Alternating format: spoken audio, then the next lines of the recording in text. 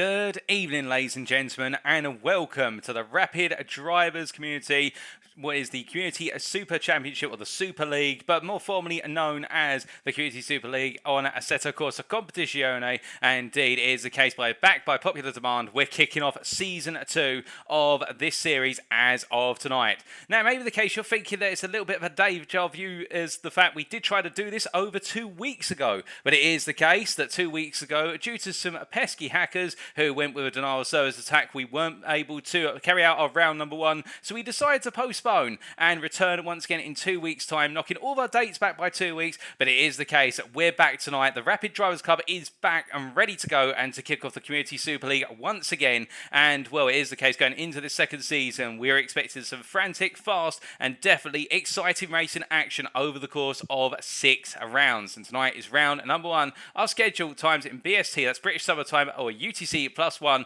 being as follows. In just under 9 minutes' time, we'll be kicking off with qualifying, and that'll be a 15-minute session to determine our grid order for our one and only race today, which will follow immediately after with the preparation time, then the full formation lap, and then we'll be going racing at just after 7:30 this evening, and that will be a 90-minute feature race. More details on the specifics around that in short order, and after that, we'll be bringing you those post-race interviews of our top 3 finishers at approximately 9:10 tonight.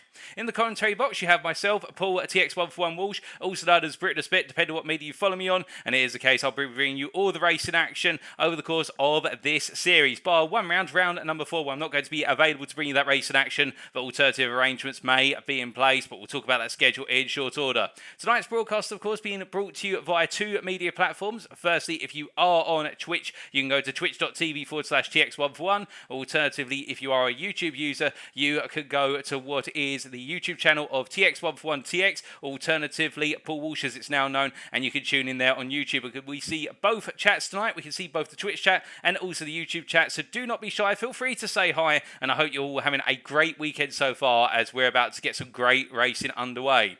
Well, in terms of the racing we've got on the calendar, it's only fair that we go from introducing the series to introducing the full calendar. We'll be kicking off tonight at the South African circuit of Kyalami, for it is the 9th of July 2022, and in 2 weeks' time, with each round being spaced out of 2 weeks, it is the case we'll be heading to the United Kingdom for Donington Park on the 23rd of July, and then making our way all the way to Australia, the land down under, for Mount Panorama Raceway, but known more succinctly as Bathurst, on the 6th of August. That'll wrap up the first half of the season, but there'll be no mid-season break. It'll be the case we stay with the same 2-week break format before going to round number 4 for Paul Ricard, the circuit in France, the circuit which some would call a parking lot, others would call perhaps one of the best racing circuits on earth, depending on your perspective. A bit of a Marmite circuit, and it is the case we'll be there for the 20th of August 2022, before then heading back to the United Kingdom for Alton Park on the 3rd of September for the penultimate round, and then we'll be wrapping up at Watkins Glen International for the final round on the 17th of September. And those of you who are eagle-eyed or have got a fantastic memory, you may recall that last time when we tried to run this season opener,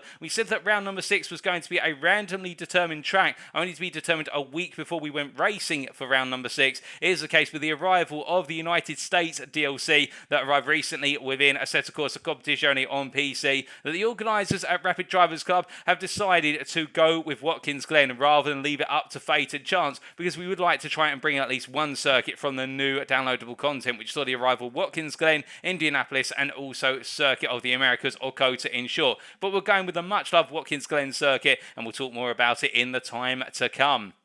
And as we do look from our season ahead, we now look to our communities who will be taking part in this series, because to exactly summarise what this is all about, it is the case we're bringing together 11 communities that are mainly focused around Assetto Corsa Competizione, but they're also on iRacing and other sim racing platforms in certain measures, including Gran Turismo 7 as well as Formula 1 2022. But it is the case that the majority of these communities are focused very heavily around Assetto Corsa Competizione, available on PC, and you'll find these communities on the SimGrid, which is the hosting platform, and thank you to the SimGrid for enabling us to host this series through their equipment and software. It is the case that we will be going racing thanks to SimGrid, who helped us knit it all together. And well, to take you through those communities, we have 11 of them. There can only be one winner come the final round. We have Box Motorsports. We also have DC Sim Racing, a particularly Dutch outfit there, DC Sim Racing, although they do have some members outside the Netherlands. Keep your eyes out for them. We've also got Formula Racing League, Half Fast Gaming, Quantum Racing, and Rapid Drivers Club. Those those are our 6 communities, including the hosting organisation, of course. And then as we come to our second set of communities here, the other 5, we have RIP Racing Club.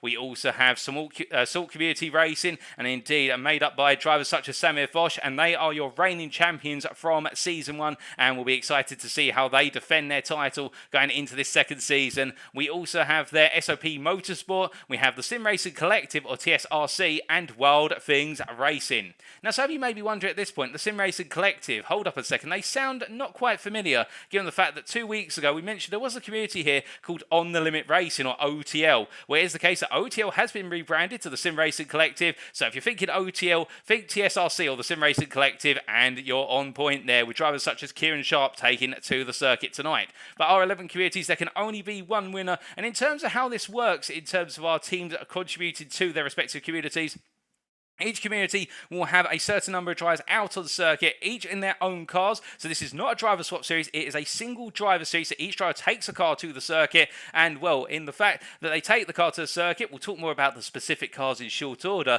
but it is the case that each driver will earn points for their community, and after each round, those points will be added together to a total haul for each community, and when we come to the end of the season, it is the community with the most points that is the victor. So it is the case that as a driver, you want to do the best for yourself, therefore you're representing your community, do the best for your community, but you also want to work together with your fellow community drivers out of the circuit. The ideal proposition, of course, is if there's 3 of you, you want to be filling that podium, P1, P2, P3. Will we see that? Will we see some podium lockouts? Well, we'll have to wait and find out. But speaking of something we're not going to wait and find out about, our first circuit for this season, and that is the Kyalami Grand Prix circuit, located in Midrand, Gauteng, South Africa. It is the case that this circuit, made up of 16 corners, starting with the kink at turn 1 and the run down towards Crowthorne Corner at turn 2, and concluding at Ingwe Corner at turn 16, is a circuit which is much loved for its capability to generate on-the-edge racing. Close racing as well, in the fact there's plenty of overtaking zones, where it be the run to Crowthorne Hairpin at turn 2, the run up the hill to Barbecue, alternatively the charge to Sunset at turn 6, the run to Leeucop from the S's turns 8 through to 10, or the run all the way down from Leeucop at turn 10 to the Crocodiles at turn number 13, or the last-ditch dash to Ingwe Corner down through Cheetah at turns 15 and 16. There's plenty of overtaking opportunities abound, but this circuit has an absolutely huge elevation change over the entire distance of the lap. Indeed, it is the case that turn 16 being the lowest corner on the circuit, if my memory serves me correctly, although Crowthorne may be competing for that position, and it is the case that we have the hill right at the top as the run to Leeucop Corner, a major elevation change over each lap, and our drivers will have to contend with that. And this circuit map provided to us by Dr. Enslin, the user on wikipedia.org, only really paints part of the picture, and the greater picture will be told when we go into qualifying very shortly. But before we get to qualifying, let's take you through some of those rules. In the rules of this series, in general, all participants shall be driving the BMW M4 GT3, the car which has recently been introduced to Assetto Corsa Competizione. Were introduced at the back end of 2021, and indeed is perhaps the most notable latest introduction to the GT World Challenge Series in real life. It is the case the venerable German machine, which was a prototype in 2021, and now is an official car in the 2022 series, with that rather controversial grille, but it is the case where we see that all our drivers take to the circuit in the German machine, powered by what is the 3-litre 6-cylinder engine, and we're expecting some fast and close racing. A single make, of course, to make it all about our drivers and how they set up their cars and their driving capabilities. And as we mentioned earlier, this is a single driver series where each driver's points scored will contribute to their respective community after each round. In qualifying, our drivers are permitted to use return to garage or RTG whilst out on the circuit, as long as they do so safely. And in the race, there is one mandatory pit stop over the 90 minutes where our drivers will be required to add fuel into the car, as they won't have enough fuel to go to the end, but changing tyres is entirely optional. And there is a 30-minute pit window which opens around the centre point of the race.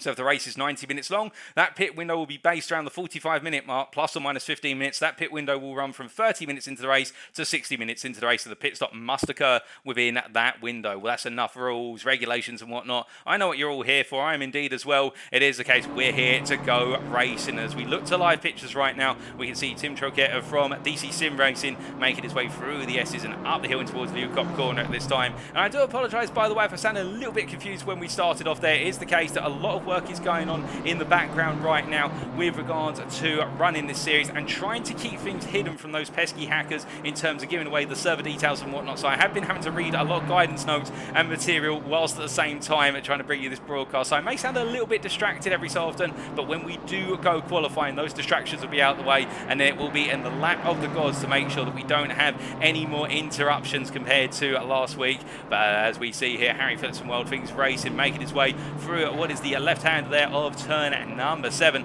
and heading into the S's now, looking very good indeed. Harry Phillips, remember, in the cancelled race last time out, it was the case that he was the driver who put it on the front row, put it on pole, and was having an absolutely brilliant start to his race, only for that race then to end up being suspended to now 2 weeks later. And the question will be for the number 26 driver is, can he pull it off again, or will it be the case that with some slight change of time and indeed a slight change of weather, it's a little bit warmer here compared to 2 weeks ago. We have had a track temperature and an ambient temperature increase of 4 degrees centigrade. It was 8 degrees when we last went racing, if my memory serves me correctly, although I may be wrong there, but it is the case with a slight change in weather conditions as well. We could perhaps see a shake-up in that qualifying order, but time will tell. With 40 drivers taken to the grid so far, we're expecting plenty more to be coming, but whilst we are waiting, our drivers are in that final practice session. We do say hello in the YouTube chat to Ewes too. Good evening to you, Ewes. It's been some time since we've seen you in the chat, and I hope you're doing well, my friend. And also to Michael Races there in the YouTube chat. I hope you're doing well, Michael,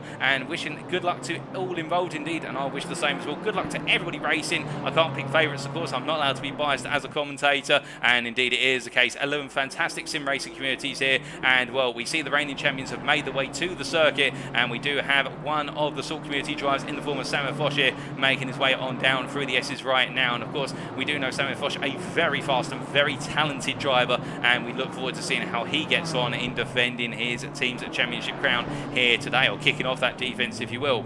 Now, what do you need to do well at Kyalami? That's the big question. Well, is qualifying critical? That would be the first question you'd have to ask. It is very critical here at qualifying, in the fact that if you start in the midfield, you can end up really in the wars going down to Crowthorne Corner in the first lap. That run to turn 2 and really the first major braking zone, it can lead to a load of overtaking opportunities and some rather over-enthusiastic drivers to make some rather daring moves. And as we look to the pit lane here, we can see all of our BMW M4s now parking up or coming into the pit. In fact, as we look to the helicam here, it is the case. We look at Alex Nunes, he's the focus of our cameraman's attention, the Portuguese driver representing Rapid Drivers Club, and looking very well for it as he gets ready to go racing. And we see a number of other drivers there as well, but we also see the half-fast gaming driver here of Lewis Argitsu as the American makes his way into Crowthorne Hairpin, and as he rolls his way through turn number 2 and coming up into Jakeski sweep turns 3 through to 4 here, it is the case he will be looking and itching at the prize. But currently only P20 doing this final practice session, but do keep in mind, of course, that practice compared to qualifying is a different story altogether. It's not to say we've got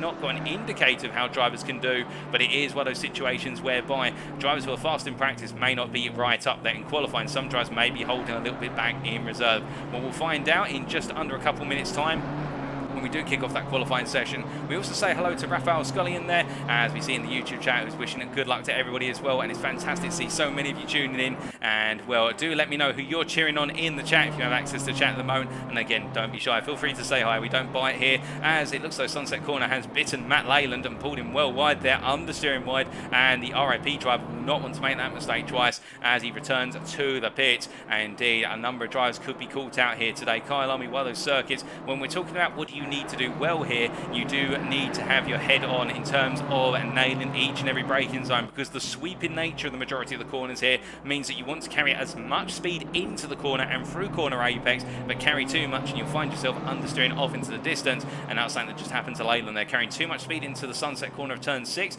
named after the fact, of course, that the sun will be dropping in the distance during sunset hours, and therefore essentially you're looking into the sun as you drive through the corner. And as we see Gert Fischer there from the Netherlands for the Salt community parking up, setting the fastest lap in this final practice session, it is the case that Fischer will know all about that and nailing those apexes. As we say hello there to Denise Pope Sim Racing, cheering on all the Wild Things Racing drivers and not biased at all. Indeed, not at all, Denise, but I do know that you do love the team at Wild Things Racing, and indeed, I believe the founder of Wild Things Racing, unless I'm very much mistaken. You have to forgive me, my was a little bit foggy, but I believe you were on circuit last time, and if you're out on circuit today, wishing you all the best of luck, and if not, we do hope to see out on the circuit in the near future, as we see Jonathan Atkinson here from TSRC crossing the line, and well, of course, running in that newly rebranded team, and indeed that rather fetching livery, I must say, for the Sim Racing Collective, as he now parks it up out on the circuit. But most of our drivers now have come to the pit lane. They've jumped back to the garage. We've got Icket Hedwin there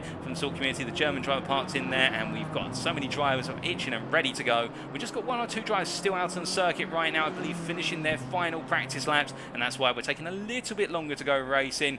But as we do look to what is there, the organisers who were just messaging back and forth, it is the case we've gone into qualifying, we are green to go here, and well, fingers crossed now that we have no interruptions as everybody starts to make their way out on circuit. It is time to do or die in qualifying with regards to these laps, and we see straight away Tim Troke along with a number of other drivers charging on out there for 15 minutes. Now, with there only being 15 minutes on the clock and the lap times being under 2 minutes, we're expecting plenty of qualifying laps to be delivered here today. We're expecting our drivers to get at least 5 fast laps, if not more, but as they roll their way on through, it is the case that Tim Troquet right now making his way up through the Jakiski sweep, turns 3 and 4, and as he comes up into turn number 5, it is the case he'll be looking to find himself some space out on the circuit. But the driver who was the first to get out, well, he seems to have a habit of doing this. He wants to be at the front of the pack, even in qualifying, getting out onto the circuit, and that is Harry Phillips from Wild Things Racing here, who makes his way on through, but having to fight with a little bit of front end understeer there. The car just snapping into place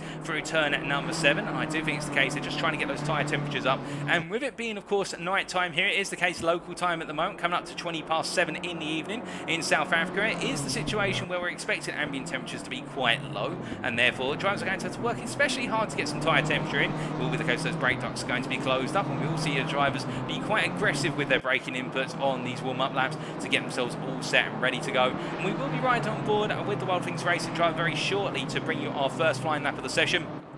But as we do look around right now, we are looking at slightly off screen at the moment to our circuit radar, and it is the case that a lot of drivers have left it quite late to go out for their flying laps, and Leighton Austin, Quantum Racing Team's driver there, being one of those drivers who has done. But meanwhile, we must look to Harry Phillips here as he goes through the final corner, and will ride on board with the Briton as he takes us around for the first flying lap of this qualifying session in the season opener. It's going across the line there to go onto the lap, going flat out through the kink, the right-hander, downhill, staying to the right-hand side, and getting ready to go into growth on braking, and just after that 150-metre board, braking about 120 metres, and getting nice and tight to the apex, down to first gear, quick snap shift up to second, and now fighting the car up through the Jakeski sweep in second gear, up shifting to third through turn number 3, and now into the braking zone for Barbecue Corner, rolling the car through, taking plenty of apex curve down to second gear, and then as he gets the rotation back on the throttle up to third, heading up towards fourth gear, now into Sunset Corner, looking to brake up to the 50-metre board, braking about 40 metres from the corner in the optimum conditions as he rolls the car through, just understeers a tiny bit wide, but he keeps it just within the track limits, right on the limit there, and as he rolls his way through the left-hander at turn number 7, fighting with the car there as he now heads into the S's. You want to set up both of these corners succinctly, you want to get a nice amount of apex in turn number 8, so you can roll the car through and get it rotated for 9, and Phillips getting it nicely done there in third gear, now going up the hill to Newcock Corner, up into fourth gear, and as he brakes, they're going as wide as possible for that entry, trying to get a nice late apex here in second gear, and he does so, and now the full charge down the hill, keeping it tight to the kink of 11, and down the hill in towards turn number 12, into my shaft corner. Does he go flat out? Completely flat out there, up into fifth gear, and now breaking down into the Crocodiles, using the 100-metre ball on his left-hand side as a reference, going all the way down to first gear while the slice cores on the circuit, and as he rolls on through, straight line his way out the corner, through the kink of 14, and now into Cheetah Corner at 15, a dab of the brake, down to third gear, runs it a little bit onto the grass, but keeps it pointed in the right direction, breaking the 50-metre board for Ingwe, the final corner, and as he comes out of the final corner in first gear, now accelerating up the gearbox. It's been a relatively good lap. I think there's a bit left on the table there for Phillips, all things considered, but it's a 40.16. That's definitely a good banker to put on the board. And well, to give you an idea, Joey Fisson's there, the DC Sim Racing driver, a second slower by comparison, but to be fair, a number of drivers may need more time to get themselves up to speed compared to others as they make the way on around. And as we can see here, Fisson's making his way through turn number 2 and up towards 5. It is the case, the number 995 driver right now. I think he's going to be expected to drop a degree down the order. He's probably going to be in the midfield of that opening banking lap, but to be fair, there's a lot more laps to go on the board as we do look to Vulcan Bakiridan right now, excuse me there. It's almost sneezing, but it is the case. The American driver here making his way up into turn number 5, and as he rolls his way through the left-hander, it is the case that he's currently at P14, but plenty more laps to come on in as he heads out of the left-hander. And as we do say hello in the YouTube chat there to SOP Motorsport Esports TV, the official channel for SOP Motorsport, of course, and the SOP Motorsport community being represented here by the esports team, saying 3 new drivers for them tonight, as the original lineup was unavailable aside from Evan Kearns, and we do therefore have Liam Seeley, Joshua Allen and Jonathan Reed, and we will definitely be showing you them in due order. And in fact, we can get a view of Evan Kearns right now, the SOP Esports racing driver, who pulls out of the way there for one of his teammates to come on through. And I do believe, unless I'm mistaken, I'm trying to see who that is.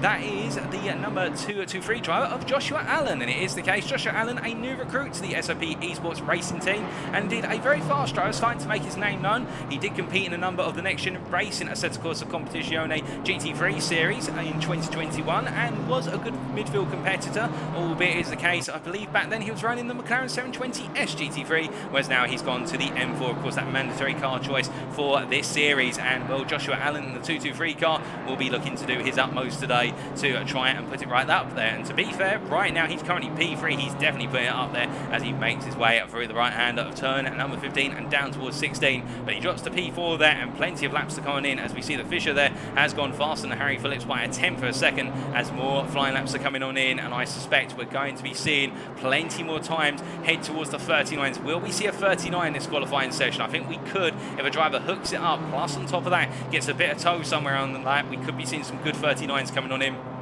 And Joshua Allen rolling his way into turn number 2, and as he exits the corner, straight lining off, and that's going to be a return to garage. And in fact, I think he's decided enough's enough. He's going to put on a fresh set of boots. As we look from Allen to Semensky, as we can see here, the Polish driver for the Salt community, Hubert Semensky, heading down and through the S's and up towards the Lucock corner here. Currently P10, he's still got just over half the qualifying session to go. And in terms of those weather conditions, we're not expecting any rain today. It's clear skies at night in the South African region, and it is the case that we're expecting it. Well, it says sunshine up there, but you will have to forgive the fact that we have some rather crude artifacts for our weather system. It is the case that we do have those sunshine icons. That means just clear skies. There's no cloud up there. I can assure you, if the sun was down right now, things would be a bit brighter. We wouldn't be needing our driver's headlights, indeed the spotlights around the circuit. But it is the case we're not seeing any rain or cloud on the forecast, really. So we're expecting a circuit where track temperature will stay about the same, if not gradually rise, as the racing goes on, for the simple reason our drivers are laying down the heat and laying down the rubber. But we're not expecting any significant weather changes tonight, and therefore it's going to be a relatively straightforward race in terms of the weather, which will be a shame for some, and something that will be glad to others, in the fact that some drivers do prefer changing conditions, others prefer straightforward conditions. And well, we look from Szymanski here to what is Kieran Sharp, and right now the TSRC driver here, as he makes his way through the downhill left-hander of Mineshaft corner and into the right-hander of turn number 13. Of course, that being the Crocodiles here, currently P13, looking to try and get himself into the top 10. And as he rolls his way through the right-hander, achieved to turn number 15, keeps it nice and collected together, but he is dropping down the order a little bit as more and more lap times are coming on in. But to be fair, he may be an improving lap time, and at the moment he is a 10th faster, but I think he's just invalidated his lap. He has indeed, by running wide at the final corner. Putting all 4 wheels beyond the white line is a lap invalidation. And who is improving? That is the question. Well, nobody so far seems to be improving that much. We see Leighton Austin here, the Quantum Racing Team, heading out the pit lane, does the Britain. As we say hello to Roth from Quantum Racing Team in the YouTube chat, good evening to you. And it is the case, and I believe that's Alex Roth, unless I'm very much mistaken. I do apologise if I'm butchering your name, Alex. But as we see Leighton Austin making his way out of the pit lane and down towards turn number 2, it is the case that we do see a number of our drivers still trying to find laps out there. And are there any big surprises at the moment in terms of drivers who we saw last time in the cancelled race being right up there and they're not quite up there, or names which we didn't see up there last time who are now up there and really delivering? Well, one driver, to be fair, who I must admit has caught my eyes is Menno van der Molen, the DC Sim Racing driver, really coming on strong in this season opener, in the rescheduled season opener. It was the case that he was looking for a top 10 in the qualifying session 2 weeks ago, but today, P5, I mean, it's the case the 999 driver in the intervening period has really delivered and put some extra practice in. It's not to say he wasn't practicing beforehand, but he seems to be finding that time. But then I say that is the case that Davidson goes P5 and pushes Van der Molen down a position, but still plenty to go. As we have seen our first 39 of the session, it's a 39.9, and he's currently parked in the pit lane here, I think just taking a breather, and that is Harry Phillips. He's been able to break into the 39s. Gert Fischer is P2 right now on what is a 40.5 1.040. He's not quite there, but you can see he's in the toe of one of the Wild Things Racing drivers. I think that's Daryl Young just in front of him there, and Daryl Young is no stranger to Kyalami, or should I say no stranger to going sideways at Kyalami. If anybody does remember what was one of the other Rapid Drivers Community events, the 2.4 hour event here, well, I think I lost my voice more from seeing Daryl Young put the car sideways. As the case, Gert Fisher going very slowly here and staying clear, but we see Steve Endres here from Half-Fast Gaming going onto a lap, and we are right on board here with him as he makes his way down towards turn number 2. Apologies for the cameras there, just cycling through the cameras as he makes his way through Crowthorne Corner. It is against the Half-Fast Gaming driver here, hooking up very nicely through turn 2, and Friedrich sweeping through 3 and 4, flat out all the way and up into turn number 5 at Barbecue Corner. Of course, a corner that these BMW M4 machines can really clatter over. The BMW M4 known for its ability to ride on curbs, and as he heads up towards turn number 6, braking into Sunset Corner here, going as late as he does. And you can see they're braking about 25 metres from the corner itself. That's how late you want to go in it. You just want to be as bold as possible and get that late apex. And as he rolls his way through turn number 7 and up towards 8 and 9, heading into the S's, here's the case of Endres here, looking smooth so far, but P31, he's 2.2 seconds off of the pole time, and I think he would prefer to be in that top 20 as he rolls his way out to the S's here and up towards Leucop Corner. Now, in terms of his time so far, no major improvements at the moment, so it is the case he's still on the best laps that he's done so far. He's matched his previous best. Will he be able to improve in the latter portion of the lap now as he really heads into the final third, heading down into Mineshaft Corner here, and as he rolls through, going for a nice late run into the apex there to carry the car full throttle, and as he heads down into the Crocodiles here, rolling the car under braking. Trail braking, but losing some time there, and in fact actually hesitated a little bit on getting on the throttle. I think the traction control kicked in there. We just hear a brief revving of the engine and runs a bit wide. Oh goodness me, and into the wall there and into the tyre barrier, and that's a disaster for the Half-Fast Gaming driver after what was looking to be a lap that was going to be as good as his personal best. And it's the case that Cheetah has claimed a driver, as we do look from him to Leighton Austin, who comes out the final corner and had to go slowly there due to yellow flags. He was 2 tenths up going into Ingwe, but it is the case he had to slow him down, and Austin does not improve as a result, and we've only got 3.5 minutes to go as he makes his way down towards turn number 2. And as we look from where's Leighton Austin, who seems to be struggling here, to David Hester, the Half-Fast Gaming driver, as the driver from the United States comes to line here. He's 3 tenths up on his previous best. Where will that put him? It puts him P23, but to give you an idea of how close this field is from provisional pole right now to 14th, it's 1 second that separates 14 drivers.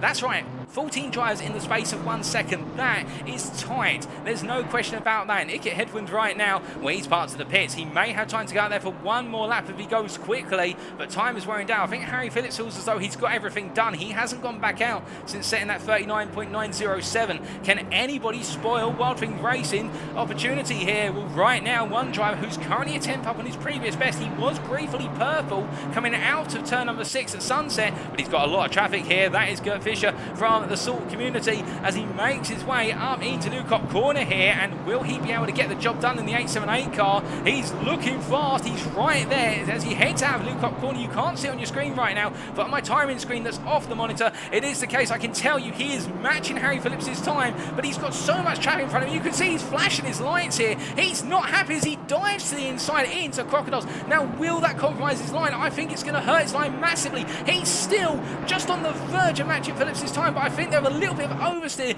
coming out to the Crocodiles and into Cheetah, and more traffic there. The Salt community driver is going to miss out. It's going to be very close as he heads out the final corner here.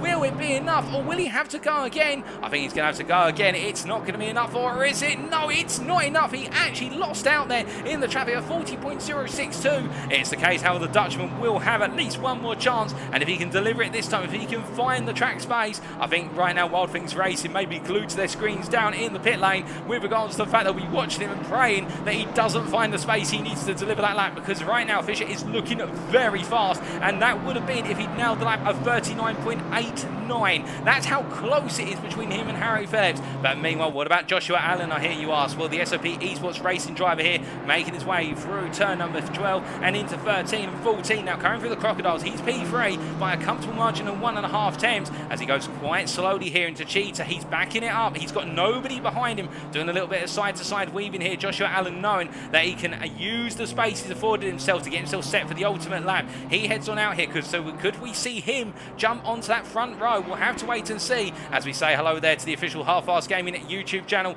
We've also got DNA Social tuning in as well, and hope you guys are doing well. And as he makes his way all the way down towards turn number 2, it is the case right now. Joshua Allen doing everything he can in order to try and improve, but it's Gert Fischer once again who is going purple right now, and he's towards the end of the lap as he makes his way into the Crocodiles. But again, he finds some fellow countryman traffic, and I'm not sure who that is in front of him, but it is the case he's got a Dutchman in front of him from DC Sim Racing. Is it going to cost him, or will he benefit from the tow here as he rolls his way into the final corner? Well, as they emerge here, it is the case he's still slightly purple, but as he comes to the line, is it enough to take pole position? He crosses the line, and it is by 300. Gert Fischer takes pole, but there's still time to go. He goes on to another lap, and well, will he deliver another one? No, he's done. He's had enough. He thinks he's got it done. It will not be Harry Phillips on pole, and now we just have to wait and see who else can deliver a lap here as we see Joshua Allen making his way around. He's not improving from P3.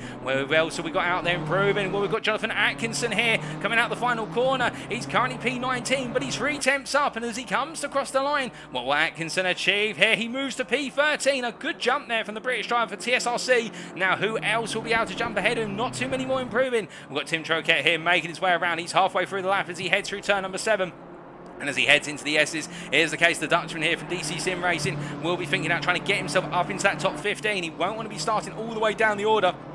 Although, to be fair, it's not unsaid or uncommon that a driver can't find their way into the top 10 in the early stages of the race should they avoid any action that does occur. And when I say action here, we mean contact between drivers and a few drivers being sent wayward. But it is the case that right now Tim Troquet doing everything he can as he comes charging on down the hill here. Can he find a way to improve further, or is it all going to be said and done as he rolls his way into the Crocodiles here? And as he comes on through, it is the case it's only getting dark here at the Kyalami circuits. It's now 7:30 in the evening. He makes his way in to the penultimate corner of Cheetah, keeps it just on the road, and as he makes his way now down towards turn number 16 into Ingwe and rolling on out here, what's it going to be? Will he improve? He heads to the line. He's 4 tenths up on his previous best, and he crosses the line. In the end, it's P9 for the DC Sim Racing driver. He's crept in. He'll be just behind Menno van der Molen, his teammate, and that's a brilliant lap there. And who else we've got on circuit right now? Well, we've got Sam In, who is coming off the circuit here. He's finished. I think that's everybody said and done. That is qualifying complete, and it is Gert Fischer who takes pole position for the season opener at Kyalami by 3.5 hundredths of a second ahead of Harry Phillips. Salt have come out ahead of Wild Things Racing in qualifying. Can they do the same in the race, or will we see Joshua Allen in P3 find a way for SOP to get up there as well? Well, we're waiting to go racing now. We're only moments away from forming that grid, and I am just going to double check in with the organisers to make sure that there's nothing being said in the background with regards to the procedure. Again, we are trying to run things as securely as possible for the safety of this event and our drivers to make sure the racing can go the full distance here as we do now wait. But I think it is the case everybody just waiting in the garage, and will very shortly be heading out onto what is the grid. But well done to Fischer there in a very close qualifying session, and it is the case that Fischer and Phillips the best part of 2.5 tenths faster than anybody else, and Joshua Allen the best of the rest, and that goes to show you just how close it was to that pole position spot between the two as we now get ready to form the grid. And let's take you through that grid order from the front to the rear. So, starting on pole for the season opener, we have Gert Fischer from Salt Community. He lines up on pole with Harry Phillips from Wild Things Racing alongside in P2. And behind them on row number 2, we have Joshua Allen being joined, the SOP Esports Racing driver from the United Kingdom, being joined by Ikit Hedlund from Salt Community, the German driver there, starting at P4. He started P4 in the cancelled race 2 weeks ago, funnily enough. Leon Seeley will start P5 for SOP Esports Racing. Alongside him will be Jonathan Reed from SOP Motorsport, SOP Esports as well. And then behind them on the fourth row, it's Tom Davidson from the Rapid Drivers Club community, and he will be joined by Menno van der Molen from DC Sim Racing. They make up your fourth row.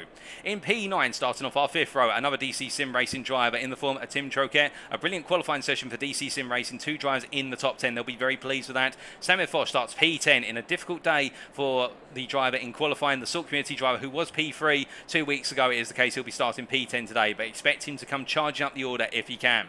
Then, starting off our 6th row, Kieran Sharp from Team TSRC, and he is joined on that row by Volkan Bakiridan, who starts in P12, the American driver for Rapid Drivers Club. In P13, starting off our 7th row, that is Wild Things Racing's Michael Keller from the United States of America, being joined by Jonathan Atkinson from Team TSRC. On row number 8, we have Humet Szymanski, the Polish driver from the Salt Community, being joined by Håkon Broholt from the RIP Racing Club team, the Norwegian starting P16. Behind them on row number 9, we have got Christoph Semin from DC Sim Racing, the Belgian driver here. As I said earlier, DC Sim Racing primarily Dutch, but they do have some other drivers located further afield in Europe. And Semin will be joined by Richard Pixley, the Wild Things Racing driver, starting at P18. Evan Kern starting P19, he starts off our 10th row, the Irishman from SOP Esports Racing, being joined by Joey Fissens, the Dutch driver, starting at P20 from DC Sim Racing. Behind him, outside the top 20 in P21, Michael races from the FRL Racing team, and he will be joined on the 11th row by Matt Leyland in a rather unfortunate qualifying session which saw Leyland into the wall, coming out of Cheetah and into Ingwe, but he'll be starting P22 and trying to make amends. There's no doubt about that. David Hester will be starting P23 from Half Fast Gaming, and in this case the United States driver there, being joined by Alex Nunes, the Rapid Drivers Club driver. And just to take a brief moment to mention the Portuguese driver Alex Nunes, whilst it is the case that the Rapid Drivers Club is made up of a whole fleet of administrators, Alex Nunes is the driver who is really organising these races and making sure that we can go racing alongside his administration team. So a round of applause for Alex Nunes for putting this all together, and it is the case we look forward to seeing how he gets on. Of course, no bias towards him, but it's just the case that he is one of the major brains behind the operations, and he starts P24. We then have P25, Tyler O'Shogan-Hesse, and it is the case the Quantum Racing Team driver starting in that P25, being joined by Leighton Austin, the Quantum Racing Team driver as well, P26 in the United Kingdom, the pair of them. On what is the 14th row, we do have Darryl Young from Wild Things Racing, and he'll be starting their P27, being joined by Quantum Racing Team's Chris Davies from South Africa. It is the case that Quantum Racing Team starting just inside the top 30 in a difficult qualifying session for them. Josh Millington will start P29, starting off our 15th row for Team TSRC, and the number 86 driver from the United Kingdom will be joined by Frank Lucid in P30 there, the Rapid Drivers Club driver from the United Kingdom as well. Andrew Pike starts off row number 16 from Team TSRC, and the Briton will be joined by Matthew Mudd from the United States of America, the Half-Fast Racing driver, or the Half-Fast Gaming driver I should say. He's in the number 511 car. In P33, starting off what is row number 17, we have RIP's Chase Goodall, and he, the American driver, will be joined by Tom Griffiths on that row, starting P34, the Quantum Racing Team driver from the United Kingdom. We then have Jordan Cotton starting P35, and it will be the case the RIP Racing Club driver will be joined by Steve Endres from Canada, the Half-Fast Gaming driver P36. We then have Lewis Argitsu starting P37, starting off our 14th row.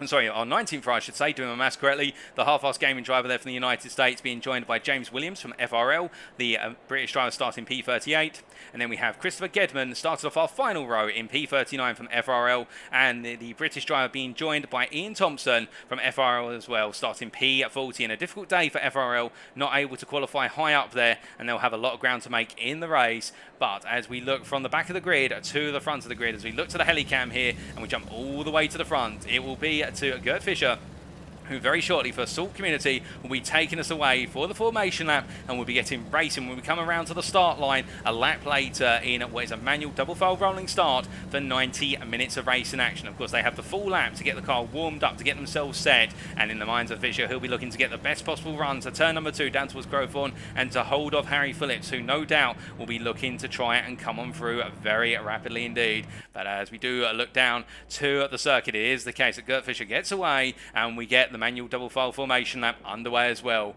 As we look to the chat, and we can see many of you looking in and looking forward to the racing that lies ahead there, especially in that close battle between Fisher and Phillips for that pole position. And now will we see the two protagonists here in that battle for pole come together at the start? Will we see Joshua Allen get himself involved in there? Remembering the SOP Esports Racing driver starting on that second row, and he does have some of his contemporaries such as Liam Seeley behind him from SOP Esports as well, and it is the case that Seeley will be looking to support his teammate. They're looking to support each other, and they would both love to finish inside the top 5. Can they do that here today at Kyalami? And well, only a time is going to be the predictor of that one. As we look a bit further back here, the Half-Fast Gaming driver David Hester, who we do briefly ride on board here as he makes his way into turn number 2. And if you're wondering why they're weaving side to side here for the uninitiated, they're just trying to get some tyre temperature in, particularly into the sidewall of the tyre by rolling the car from side to side here. They may also doing what is known as a little bit of brake dragging, which is they've got the throttle on, but they're also holding the brakes slightly on, and that's just to help warm up the brakes. But as we see here, it is the case that Hester rolling his way up the hill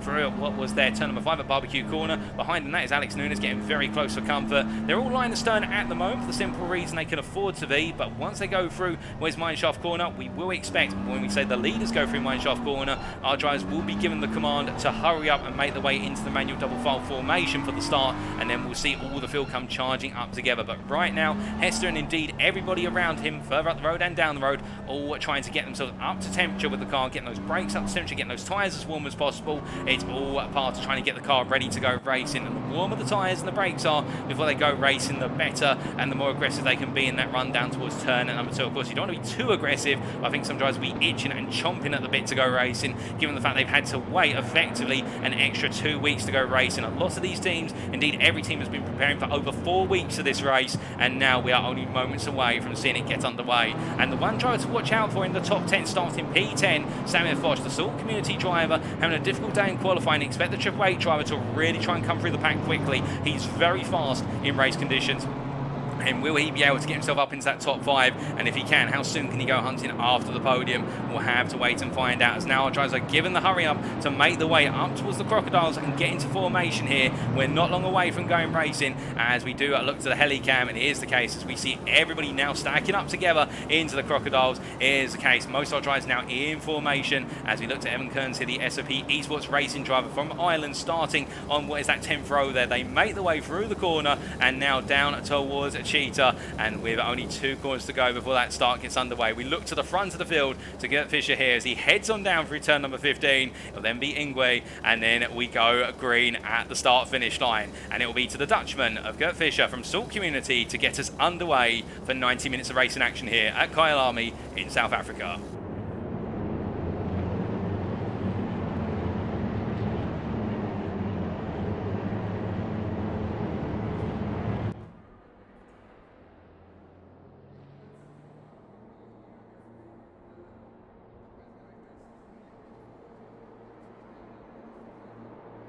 And it's lights out, and away we go for the season opening round of Season 2 of the Community Super League. It's hosted by Rapid Drivers Club. And as Gert Fischer tries to get his defence underway, we see Harry Phillips getting the better start in the run down towards turn number 2. But up the inside, there's Joshua Allen looking for the move as well. They make the way through the corner, and we look to the helicam here as they all emerge, and most of our drivers making it safely right now as all the BMW M4s come roaring on through the opening corners. We've got a couple of free wides. We've got a car or two being spun there. That's David Hester, I think.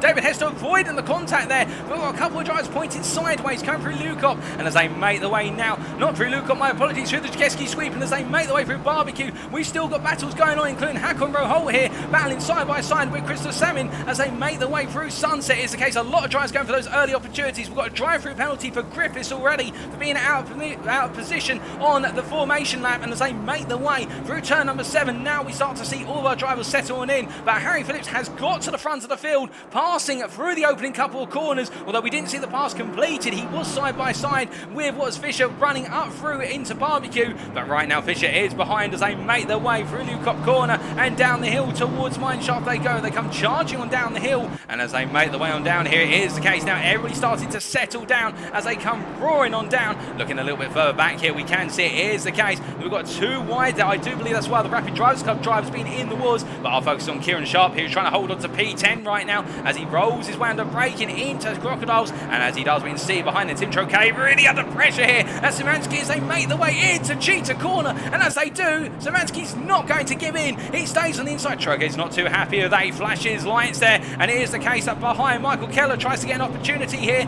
Does the American versus the Dutchman in front, but he can't find any space as they come to the end of lap number 1 and head on towards lap number 2. They make the way across the timeline. Further back, we can see a number of drivers still battling for position here. That's Jonathan Atkinson from TSRC, who's trying to look for Darryl Young and and Alex Nunes. Well, in fact, Alex Nunes is being passed by Daryl Young further back. My apologies here. And as they make the way under braking into Grofall corner, Daryl Young defending here as Nunes has gone back a position. He gained 2, he's lost 1. He's up to P23 Nunes. Daryl Young also gaining places on the opening lap. He's in P22 as they make the way through Lukeski sweep and up into a barbecue corner as they roll their way through the left-hander. And you can see Daryl Young goes a little bit wide. They're taking some grass with him as he makes his way out towards Sunset. Now, will this be an opportunity for Nunes to go for the move? I don't think so. He'll be boxed in because in front of them they've got what is Atkinson there, and Atkinson's going to hold firm. And as they roll the way out the corner, you can see it is already the case that Nunes has to back out as further back. Andrew Pike has made the move for P24 for TSRC. He just found his way past Chris Davis, but my goodness, fantastic racing action already, and we're not even 2 laps into this race, and already we've got side-by-side moments all the way through.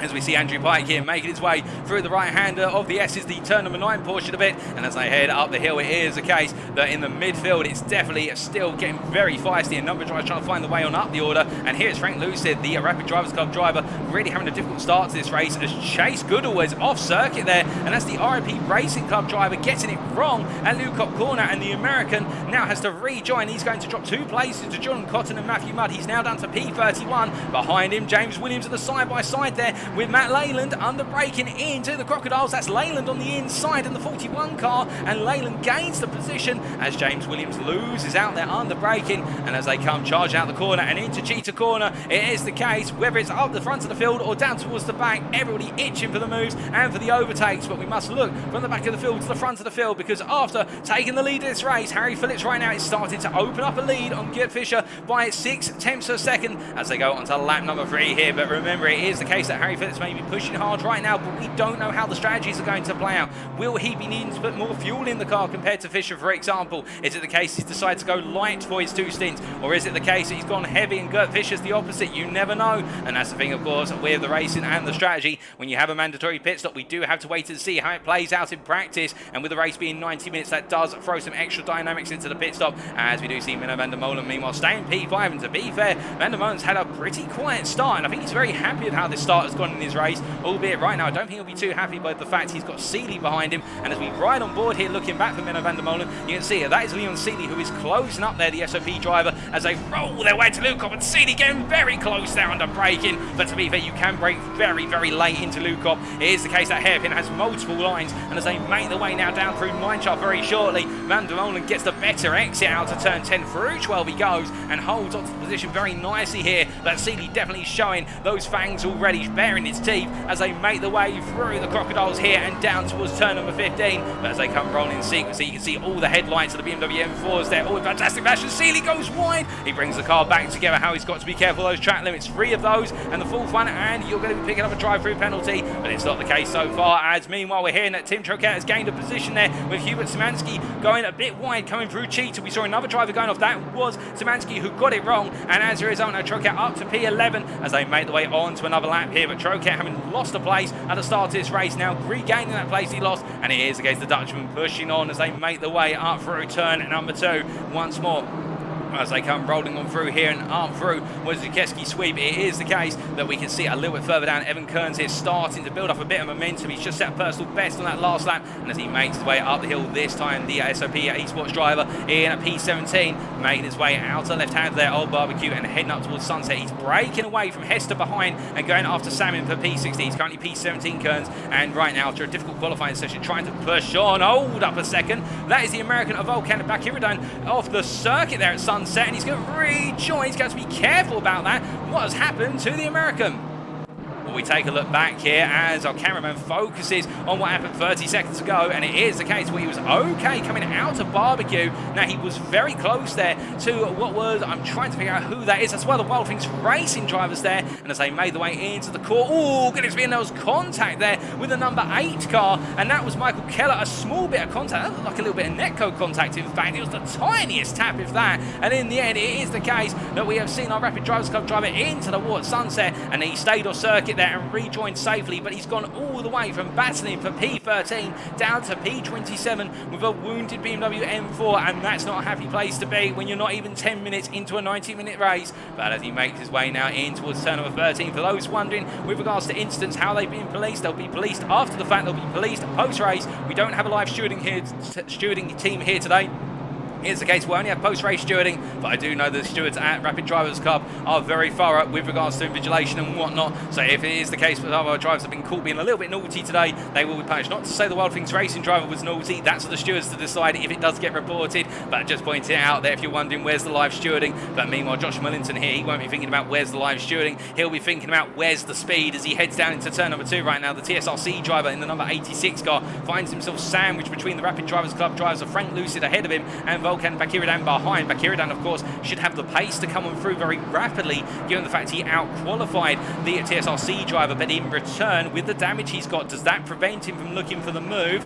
Well, we'll wait and find out. It's going to be a look for a move here by Bakiridan on the inside, but he backs out there under braking 9. It is the case he would have had to have lunged and expected Millington to give him the space. But meanwhile, here we've got a battle building for P18 between Hester and Fistons as they make the way through the S's there, and Jerry Fistons having to defend, in fact, into the S's, and that has caused Hester to lose a lot of momentum here, and Jonathan Atkinson and Alex Nunes battling side by side as they make the way into Lucock Corner, and that is Atkinson going on through, and he's gone for a spin as he's made contact with Hester, I believe, and Atkinson getting it all wrong there, and well, we'll have to take a look back at that very shortly, but Atkinson in a major run. In fact, we're getting the on board now, and as we ride on board here of Atkinson, what was the case going into the S's, you'll see it was one of those situations whereby the battle in front of him caused all the drivers to stack up, and as he made his way into Lucock Corner here, went up the inside, and well, what did he find on that inside? It was the case he went in a bit hot and made contact with the driver on his outside there,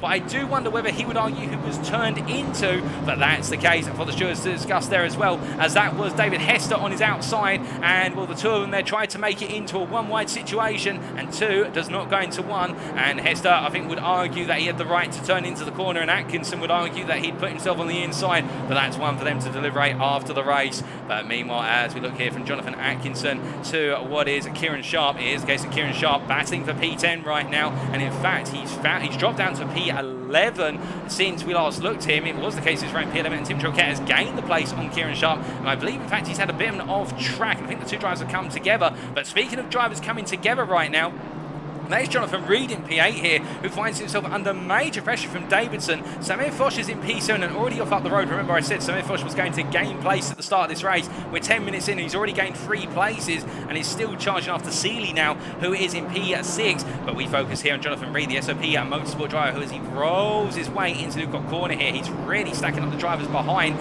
him. And as we look from his rear wing, it is the case you can see there. That is Tom Davidson, followed by Tim Troquet, Kieran Sharp, and Hubert Szymanski. They're all running together, nose to tail here, 5 drivers in the hunt for P8. And if you're Jonathan Reed, what do you do in this situation, you may be asking? Well, the thing he's got to do is just find a way to get the guys behind him to battle. At this point in the race, I don't think he feels comfortable with the pace in the car. Oh, goodness me, and someone who's not going to feel comfortable with the car, that is Tom Davidson, who takes a huge amount of apex curve there, hits the sausage at Cheetah and sends it wide, and that is going to give Jonathan Reed a breather. Now the question for him is, will Tim Troquet be just as fast as what was the driver behind when Davidson was that close, or will it be the case that he's not as fast, therefore can't put as much pressure on? As you can see behind there, that is, I believe that's Szymanski, who goes defensive versus Davidson to try and get the message through, you're not coming past me, pal, as they make the way into turn number 2, and quite a bit of signalling going on there and whatnot. Remember, these drivers can't exactly talk to one another, they're not in headset communication to one another, so they have to do it for a flash of lights and other Morse code symbols,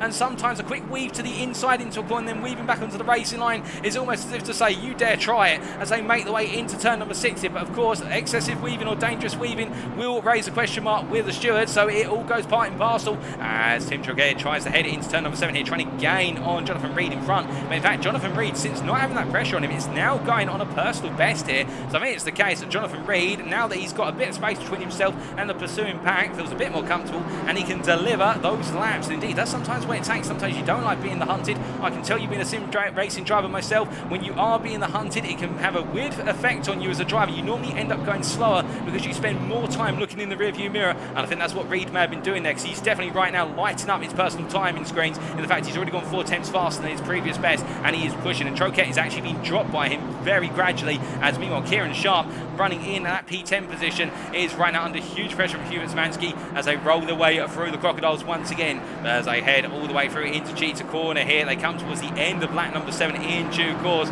It is one of those situations conditions whereby the field now settling down into a rhythm. And we do look to the chat and we see a question there from Raphael Scully in the YouTube chat to say, what broadcasting software do you guys use? ACC TV. So we are using a combination of OBS and Assetto Corsa Competizione TV, or ACC TV, as you asked there, Raphael Scullion. We're using the two hand in hand there, so I hope that clarifies. But if you have got any questions, ladies and gentlemen, and well, there's one question we're going to wonder and ask about, and that was whether Hubert Swansky could go up the inside. He does jump to the inside there indeed, but he overcooks it into the corner, and immediately Kieran Sharp comes on back there in a brilliant cutback return. And indeed, Kieran Sharp showing that he's not just one about being open to an attack, he's also about the counter attack. Then Kieran Sharp stays in P10 for the time being. And I think Swansky just came in too hot there. I think he tried to make the lunge, but in doing so, overextended the corner, and Sharp just saw it coming and said, you know what, if you're going to do that, I'll simply take the run through the Jakeski sweep up into barbecue if you don't mind. And that is going to give Tom Davidson the opportunity to come back. Remember, Davidson was the driver who only a couple of laps ago had that major whack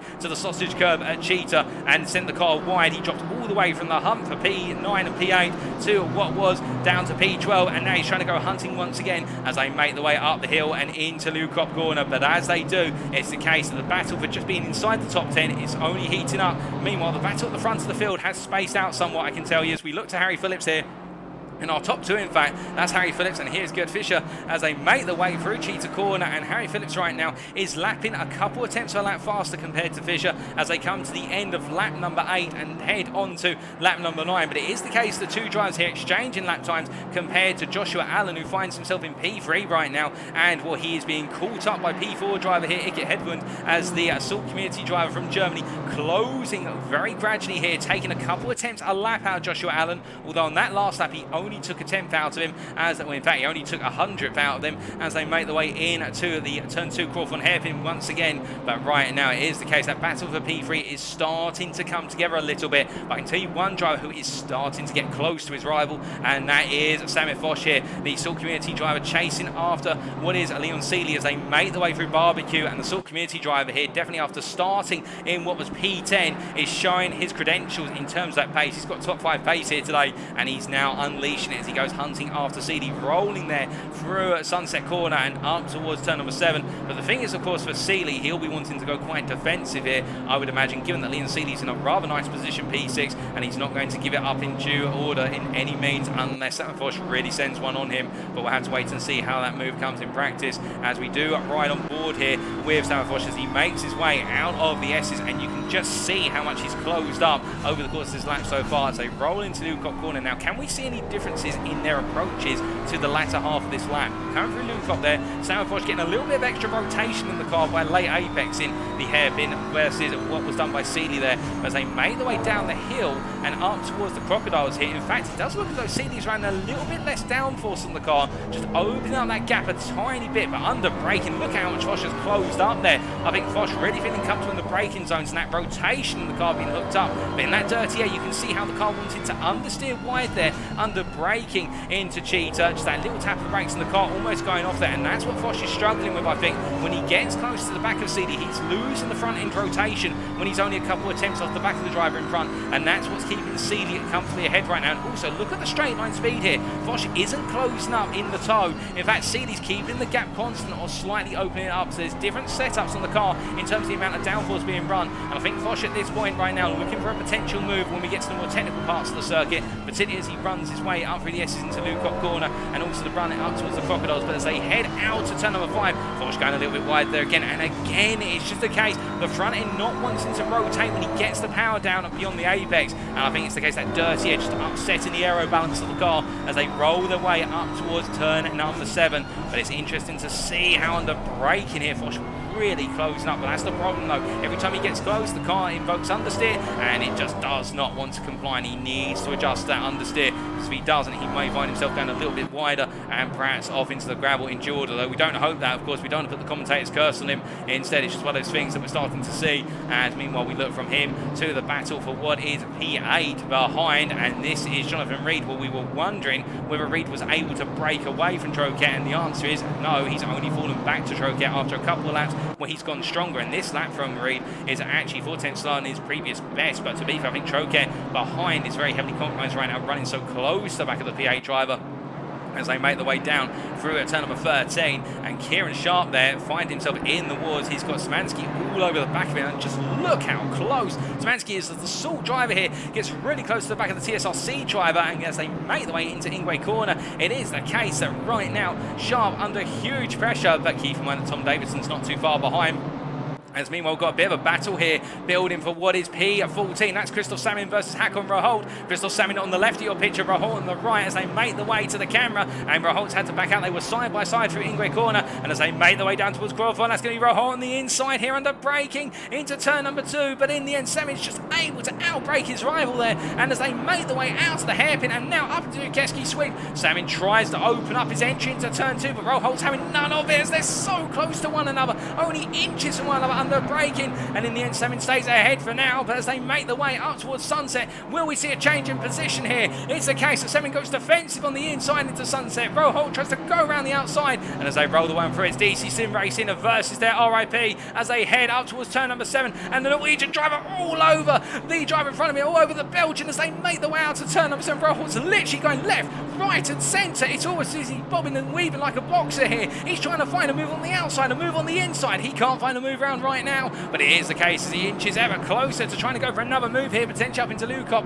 Well, I think it's the case he's a bit too far back here. He's going to have to wait for that opportunity, but Roholt definitely right now trying to get a move on, trying to get into P14. He wants to go hunting here, and he's being held at bay by a dedicated Belgian in front who's trying to make that BMW M4 as wide as possible as they make the way down to Mineshaft corner, and as they roll them through this time around with 20 minutes of the race almost complete, Roholt definitely showing the signs of the pace.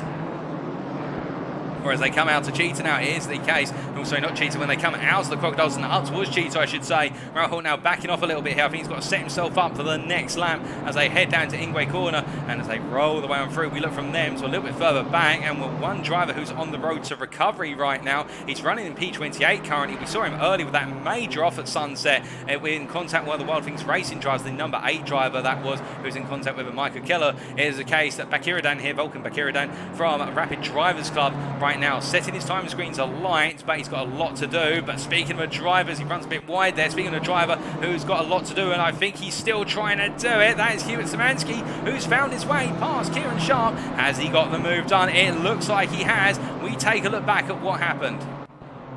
So it was in the run out of the final corner and down towards turn number 2, down towards Crowthorne corner. And as they head on down here, Szymanski in pursuit and under braking, where you can see that Sharp literally put the car in the middle of the road, but Szymanski said, I'm going to the inside. And as they rolled the way through, too wide there, and as they exited the corner, it was the case that Tom Davidson behind tried to get on in as the cameraman tries to find Davidson, and there is Davidson, and Davidson was not able to get involved in that battle, but a nice move there by Szymanski after being caught up behind Sharp for so long in a battle between the two of them. And as we return to live pictures now, it is the case that Kieran Sharp has lost the place. The Salt Community driver Szymanski from Poland has got a gap already starting to build, but the problem is behind we do have Michael Keller now, the Wild Things Racing driver from the United States of America, who is closing on in this battle really for the top 10 to try and get into that P10 position. Although I think the battle's now more about P11, as it looks so Kieran Sharp is struggling a little bit now that he's behind Szymanski, who's running okay in clear air, but now behind another driver he seems to be struggling with that front aero. And a number of BMW M4 drivers here today, in fact they're all BMW M4s we should really say, but a number of drivers here today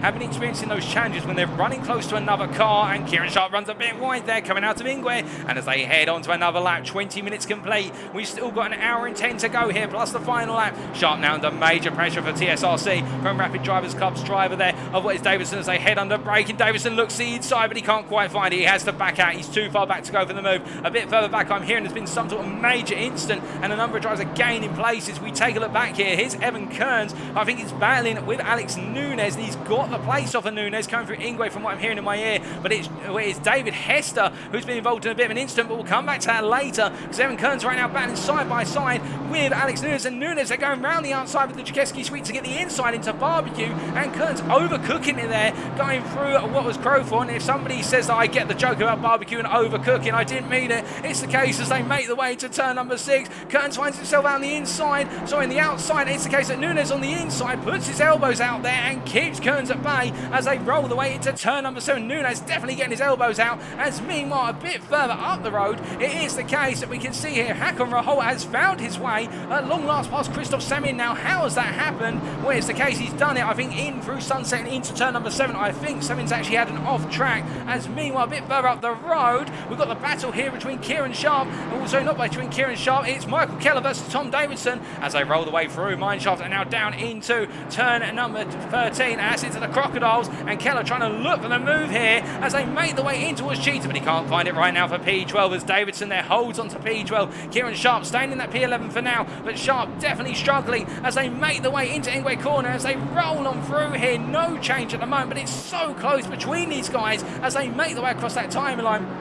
And as they head all the way down towards turn number 2, once again, it is the case that the Rapid Drivers Club drivers now really started to get feisty here in the form, of course, of Tom Davidson, who's in the middle of this sandwich, and then a little bit further back, Alex Nunes, who, of course, only moments ago. And we now look to the number 13 driver, unlucky for some, but not for Nunes, it would seem, who's running P17, and the Portuguese and Rapid Drivers Club got his elbows out versus Evan Kearns. But meanwhile, hold up a second, we've got Samir Foch. What on earth has happened to the Salt Community driver? He's off track and rejoining. We take a look back. Well, this was only moments ago, and I think this was in the battle with, unless I'm mistaken, that's Leon Seeley. They went side by side through turn number 2, and up through 3 they went for the Jakeski sweep, and as they, oh goodness me, and in the end it was just Foch getting a bit of snap oversteer, coming out of 3 into 4, and the car going for a spin. Now that is very unfortunate for the Triple Eight driver. They were side by side through there, but that's the thing, when you go side by side on the inside into turn number 3, you have such a limited corner angle, and when you're trying to get on the power through there, it's the case the car can be prone to some instability, and Sarah Foch found a lot of instability, and the rear went to him. He drops to P15 after making it all the way up into the battle for P6. He's now got it all to do again, but you know what that means. He'll be trying to come through into the top 10 in very quick order, and I wouldn't be surprised right now if the driver in front of him, Christoph Samin from DC Sim Racing, the Belgian right now, may have just a little bit more sweat coming off his forehead in the fact that he'll look at his rear view mirror and think that's why the Salt drivers, who was right up there battling for the top 5 as they make their way around, and now he's got to contend with a very fast driver behind. But to be fair, Samin has shown his defensive credentials. He's no slouch when it comes to defending, but we'll have to wait to see how good his defending is as they make their way through Ingwe here.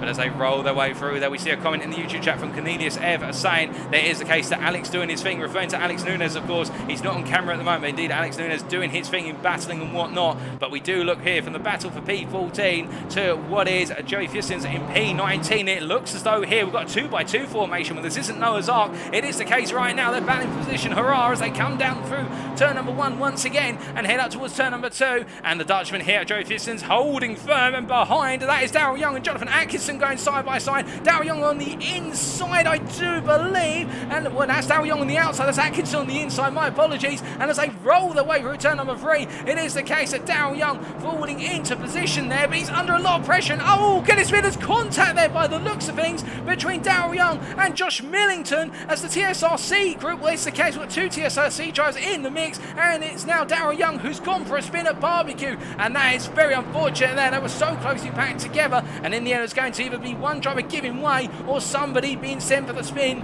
and it's the Wild Things Racing driver Daryl Young who's been sent to the wayside, as now it's the case that Josh Millington up to P21, Jonathan Atkinson up to P20. And ahead of them, Joey Fistons holds on to P19 right now, and he may be thinking to himself in that cockpit, good fellas, just keep knocking one another about. That's exactly what I need to hold on to that P19 as they now make their way up towards Lukop Corner for what for them is the 15th time of asking. But as they do, we look to Matt Leyland here, who in P24, the RIP Racing Club driver, as he rolls his way into Lukop. He's got Frank Lucid behind him as we ride on board and look from the rear of Matt Leyland's car, and you can see there it is the case that Frank Lucid's really struggling in that P25 position as they roll their way through turn number 12 through Mineshaft Corner there, and Frank Lucid has just lost a couple of places. I think he had a brief off by the sounds of things, but it is the case that Chris Davis all over the back of him, and they're all really starting to come together here in this battle in the hunt for a top 20 finish. They're battling, of course, a P24 at the moment, but we think Leyland just trying to break away as he runs a bit wide. They're coming through Cheetah and up into England. That's somebody into the wall there. That is a Volkan Bakiridan into the wall once again, and the Rapid Drivers Club driver has now had another major incident, and I think that is going to, oh goodness me, and well, if you wanted to cut across the circuit into the pit lane. I think that's leaving it a bit late, but you can understand he went to get the car off the road. But Jordan Cotton there with cat-like reflexes in P28. He's now P27, the RIP driver there. Well, he's definitely not going to be having his race resting in pieces. My goodness, now that was a snap and a half to avoid Bakiridan, who was going into the pits. Meanwhile, Richard Pixley from Wild Things Racing is trying to go up the inside into turn number 2 versus Chase Goodall and gets the move done for P28 as they roll the way on through. This race just keeps taking a new dimension as we're almost at the pit window. It's only moments away from opening, 3.5 minutes to be precise, and right now Richard Pixley is doing everything he can to get a move on as Chase Goodall loses the position and the American now has to try and go hunting. But will it be the case that they fall back to Leighton Austin, the Quantum Racing Team driver, after a difficult start to this race?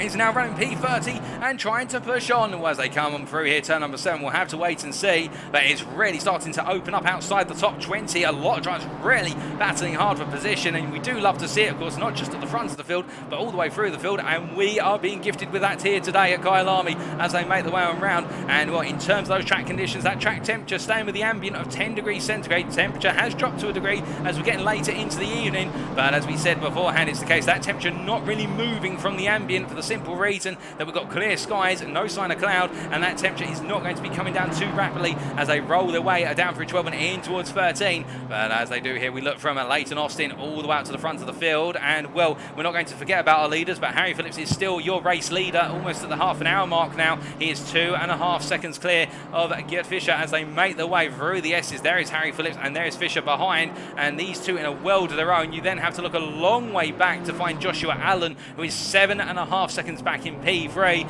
but Joshua Allen now has problems of his own, and that behind him, yes, you guessed it, that is Hedvoin, the German driver from Salt, who is closing up to the SOP Esports Racing driver. But to be fair, Joshua Allen doing a fantastic job here of running P3 right now and really putting in some strong laps, and Iker Hedvoin is matching him. These two are exchanging lap times as if it's shares on the stock market trading floor, in the fact that both of them are trying to deal in absolutes, which is going faster than each other as they make the way down into the Crocodiles once again. And right now Hedvoin is looking at slightly faster, but again, it's only by a tenth or two. But that last lap, in fact, he lost 3 tenths, and that shows you how much they're both having to push. And Hedvoin that gets it wrong, coming through Cheaton, almost loses the car and just fights to point it in a straight line, and that shows you how much he's on the limit here as they make the way out to turn number 16 and on towards another lap. But as they come on through, we then have in P5 Menno van der Volen, as we can see here, the Dutchman in P5, a very comfortable P5. But the problem right now here is Leon Seeley, who is tucked in behind. I believe that is effectively one of our back markers, the number 17 car there of Lewis Argitsu, who is in P39. He's the last driver on circuit and effectively a lap down the leaders. He respects the blue flags, then moves out of the way, but Leon Seeley trying to follow him in order to get the toe down the start finish straight. A little something you can take, of course, when you've got a driver who's a lap down in front of you. But meanwhile, we do have to look a little bit further back to the battle for P8 here between Hubert Szymanski and what is Tim Troquet as they make the way into barbecue corner. And Szymanski, I think, has just gained another position unless I'm mistaken, and well, in doing so, he's now up to P8 as he goes hunting after Jonathan Reed, who is the next man up the road as they roll the way through Sunset Corner here. And the hour is almost upon us, the final hour of this race. We've finished half an hour, and that means that pit window will be opening very soon. And who will jump to the pit straight away? Who will stay out and try to go for the overcut, as it's now known? It used to just be called staying out longer. And as they make the way through the S's, it is the case of Hubert Szymanski right now definitely pushing on here. 9, that pit stop is coming up as they make the way on through and up towards Leeuwkop Corner. But there it is. It is the case the pit window opens. 30 minutes for our drivers to come in and make that scheduled stop, that mandatory pit stop where they have to take on the fuel, but changing the tyres is optional, although we can expect some drivers may take a tyre change and gamble with it. But right now, Szymanski pushing and going all in here to try and bring home a top 5 finish. He's got Reed, who, however, is the best part of a second in front of him, and then they've got a 5-second gap to Seeley, who's in P6. But as they roll on through, we do look to a little bit further back, and in particular to what is Michael Keller here, who right now has fallen a bit back from sharp and instead has now got to worry about Tom Davidson, who's getting closer and closer. And on that last lap, it was, in fact, Keller gained by 2 tenths. What about on this lap as they make their way to the timeline? It is going to be for what is Keller, a 42.0, Davidson a 42.0 as well. They match one other for lap time. There's nothing in it, and that shows shows you again just how well matched these drivers are. Indeed, all these communities coming together in the Community Super League and really delivering the pace when it matters most. And well, it's not just at the start of the race, but in the midpoint of the race as they head on through, and on top of them is lap number 19 here at Kyalami. Whereas they roll them through, we do look to one driver who's trying to come back through the order after a mistake only moments ago at the Jakeski sweep, and that's Samuel Foch here from the Salt community, who is going hunting after Samin. But after that mistake right now, I think it is the case that in front of him, Christoph Samin in P14 for DC Sim Racing is going to prove a tough nut to crack, for the simple reason he knows how to make his car very, very wide when it matters. But as they head on through, we look a little bit further back to Matt Leyland here, who I think has just found his way past Daryl Young for P23, and as they head up towards Sunset Corner, how did it happen? We ride on board here with Leyland, and that in front of him is Daryl Young, the Wild Things Racing driver, and the RIP driver just look to the inside here, up the inside, and as we do then look to the exterior camera into Crowthorne, they both went, and as they came through the apex there, Daryl Young found himself on the outside, didn't have enough momentum to try and carry it through to the inside of the Jakeski sweep, and in the end having to back out for that battle for P23, and Leyland gained some ground now, finding a little bit of confidence, I think just building that speed and starting to build that momentum after what was a difficult start to race, and find himself right in the thick of it for a good amount of the opening half an hour. But he's definitely showing now that he can unleash the beast under the hood of that car as he makes his way out to turn number 10 and down towards Mineshaft Corner. But still got plenty of time to go, and those pit stops could really change things up. Now, in terms of when should you pit here at Kyalami today, that may be a question some of you are wondering. Well, if you're running out front compared to the likes of, say, Harry Phillips, or alternatively Gerd Fischer, it is the case, as we look to Harry Phillips here, you probably won't want to pit straight away. You'll want to react to your main opponent if they choose to pit. Well, we'll come back to that conversation in a second, because I think Szymanski has just found his way up another position. He's gone up to P7 here, past Jonathan Reed, and Jonathan Reed's trying to stay with him as they make their way into Sunset Corner, but it's not going to be the case. Szymanski gets away with it and heads a little bit further up the road. Now, how did that happen? It was up the inside into Crowthorne Corners. We take a look back, but it wasn't as straightforward as that. They went side by side through the Jakeski sweep, and as they headed into Barbecue Corner, it was the case. Well, one for not backing out. Szymanski got it on the inside into Barbecue there. That was brave stuff, making Reed have to really compromise his run in line through turns 3 and 4 and up into Barbecue at 5. And in the end, that's how he got it done, by simply committing to that inside to inside run. It is a very complex chain there from turn 2 up to 5, but it is the case. Find himself on the inside when it mattered most, and Szymanski up to P7. But meanwhile, whilst they're heading on and out, we do have a driver into the pits, and it's our race leader into the pits, interestingly. I was just about to say, if you're up front, you don't want to be the first to pit, for the simple reason, if you come out in traffic, it could really compromise your race. But Harry Phillips comes on in, and nobody else right now is coming on in with him. Is it the case that he feels the car light at the start of the race, or is it one of those situations whereby he feels as though he can get the jumpers? Tim Troquet is in as well. He's coming in from P9, and the Dutchman from DC Sim Racing, well, I think he feels along the same lines as Harry Phillips there. There's some advantage to coming in early.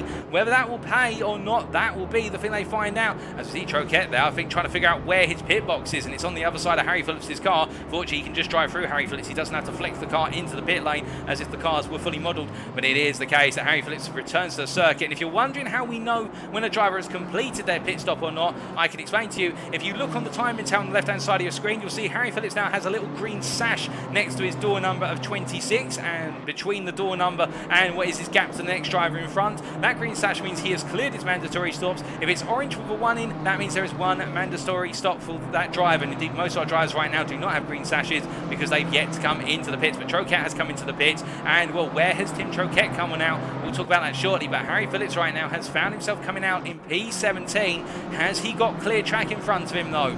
Not quite. He's got 2 seconds between himself and Evan Kearns, and Alex Nunes just in front. And I think the Wild Things Racing driver right now will be hoping that Kearns and Nunes both come into the pits in due order. The first driver is going after is Kearns. I think that's also one of the back markers just in front of Phillips. So if that is the case, that may help Phillips somewhat, because he won't have to worry as much, because I think that's Evan Kearns in the SOP Esports car. Yep, that is indeed, and that's Evan Kearns who's in P16. And then they do have, if I'm not mistaken, that is there in front of them, Enzarez, who is between between them as they make the way through and down towards Mineshaft Corner. And indeed, it is the case there. Endres moves out the way. Well, that wasn't Endres. My apologies. Endres is back here, but the half-fast driver moving out of the way. We've got a drive-through penalty for what is Daryl Young. I think that's for speeding in the pit lane, but some more pit stops occurring. And meanwhile, where is Tim Trokel here, you ask? He's come out back in P29, and he's got a lot of clear track, to be fair.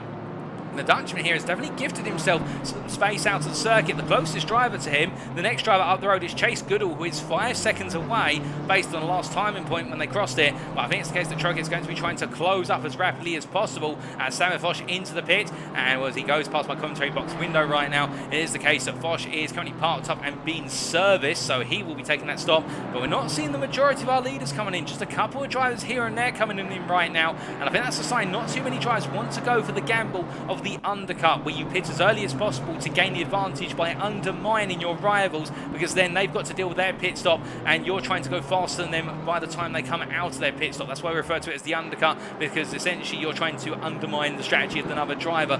But we do see that as Troket makes his way down the start-finish straight here, where is Foch? Well, he's making his way out of the pit lane. He's not going to be quite with Troket as they make their way towards Crowthorne, but he's not too far behind. So it is the case that Samuel Foch, by taking this pit stop, has gifted himself some clear track, much like Troket. We see Troket just briefly cutting through the camera there as he made his way into the Jakeski sweeper turns 3 and 4, and Samuel Foch now in P29.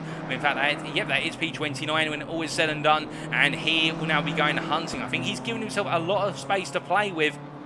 And in terms of the length for the stops here, I wouldn't be surprised if our drivers are just taking fuel and not going for a tyre change.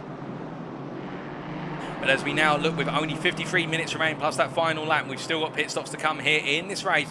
Plenty of pit stops still on the schedule. But speaking of a driver who's just gained a place, that is Christoph Samin, who's just found his way past what is there, I believe that's Hakon Raholt, who he's just found the place on. So Samin moving up to P11 as Raholt's now behind him. I think Raholt going a bit wide coming out of Cheetahs, I hear from trackside Marshall. It is the case that Raholt just going a little bit wide there, and Samin picking up the place. But nobody else ready from our top 10 looking to come in right now. Now, I think they're too worried, or they're waiting to see how Harry Phillips progresses and whether Phillips is able to find space out on the circuit, much like Samuel Foch, and also much like what was our Dutchman as well of Troket, because if they can find space, and it is the case, they're found to be now gaining on the leaders in that space, then you can imagine there will be a reaction set of pit stops from our top 10, indeed our top 15, albeit Harry Phillips at the bottom end of that top 15 right now. And he's also got the fastest lap. You can tell that by the fact that his place name is purple right now, and he owns the fastest lap of the race, as Christoph Samin, who is still our focus here, tries to break away from Raholt behind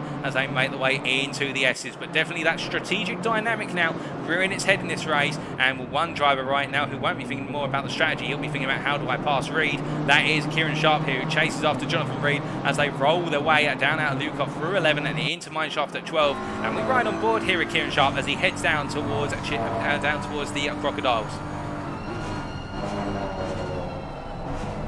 As they make the way under braking there. Well, there's a major tell with regards to Jonathan Reed. Jonathan Reed really understeering wide to the corner there, under braking. And I think Reed's really struggling with that car now. In fact, he peels into the pits. I think Reed feels as though he needs that breather. The car is just not coping anymore. And that's going to give Kieran Sharp the opportunity to run on through and head towards the line here in what is going to be effectively some clear track from his next target up the road is Hubert Szymanski, albeit the P6 driver is running a little bit faster by comparison. So therefore, it will be the case that Kieran Sharp is afforded some space on circuit, and he can now try to deliver some great laps. But Jonathan Reed into the pit from what was P7. And will we see any other drivers coming in reaction to that? As we see here the Wild Things Racing driver Michael Keller, who's running in P8 at this time. He has got behind him Tom Davidson, and to be fair, these two have been back and forth between one another for some time now. They've pretty much been battling for the last 25 minutes of this race. Would you believe it? That's almost the entirety of the race so far. They've been enjoying this back and forth battle, I can imagine, and right now it's Keller who has the advantage on Davidson. But Davidson, to be fair, has been showing signs of these little bursts of pace where he's just able to unleash what's in the car, and he seems to back off a little bit. I think Davidson thinking about the longer pitch here and really looking after the car as they make the way down through the S's. And as they do, a bit further behind, we've got Sam in here, who right now has got behind him Hakon Raholt, and after finding his way past Raholt, I can tell you it is the case that the lap times are being matched between the two drivers, and I think the RIP driver behind Rahul will feel as though he's got a little bit more pace in the car. The only problem is he's got the Belgian of Samin right in front, who is, if they're going a bit slower, is going to impede those laps, and he has a right to impede those laps. He's battling for position here out on circuit, and both of them are yet to take their scheduled stops. But meanwhile, speaking of drivers who are trying to gain on circuit, in P17 right now, we've got Josh Millington here.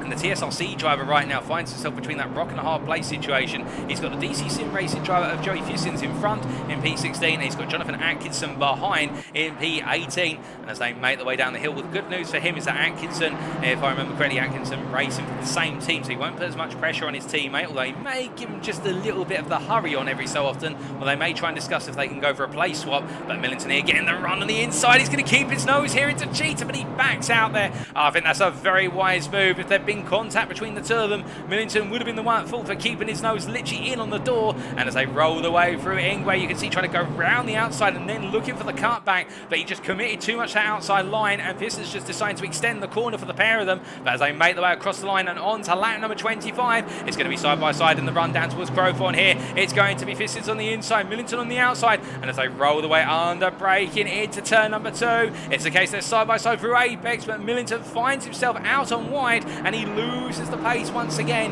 as they head up towards turn number 5. And as they roll the way on through here, it is the case that Fissers is really now struggling to keep ahead as they head on down towards Sunset Corner once again. We've got Lucid and Austin in the pits. They're P27, P28 at this time, but right now a lot of the pit stops are still yet to come. A lot of drivers not wanting to give up track position here, and one who's definitely not is Joey Fissins, who running in P16 is keeping Millington and Atkinson at bay, and behind them, not too far behind, is David Hester here, the half-fast gaming driver from the United States of America, who's being cheered on the chat by DNA Social there. It's the case he's running P19 right now, and a comfortable P19, and is hunting after this battle for P16 through to P18. There's no doubt about that. He's only 3.2 seconds off of it, and he could get involved just yet. But we look back to P16 right now, and as we ride on board and look back here from Joey Fissins, we can see as they come out of Viewcop and down through 11 into 12, they run into Mineshaft. We've got a couple more drivers into the pits. We've got Headwind and also Keller into the pits, but Fissins here under major pressure. He goes defensive into the Crocodiles, and you can see it's the case that this time, oh goodness me, and a small tap there from Millington, and you can see Millington was trying to go for the cutback, and Fissins just literally put it in the middle of the road and said, I know what you're trying to do, I'm not letting you do it. And this must be frustrating for Millington as they come now down into Ingwe,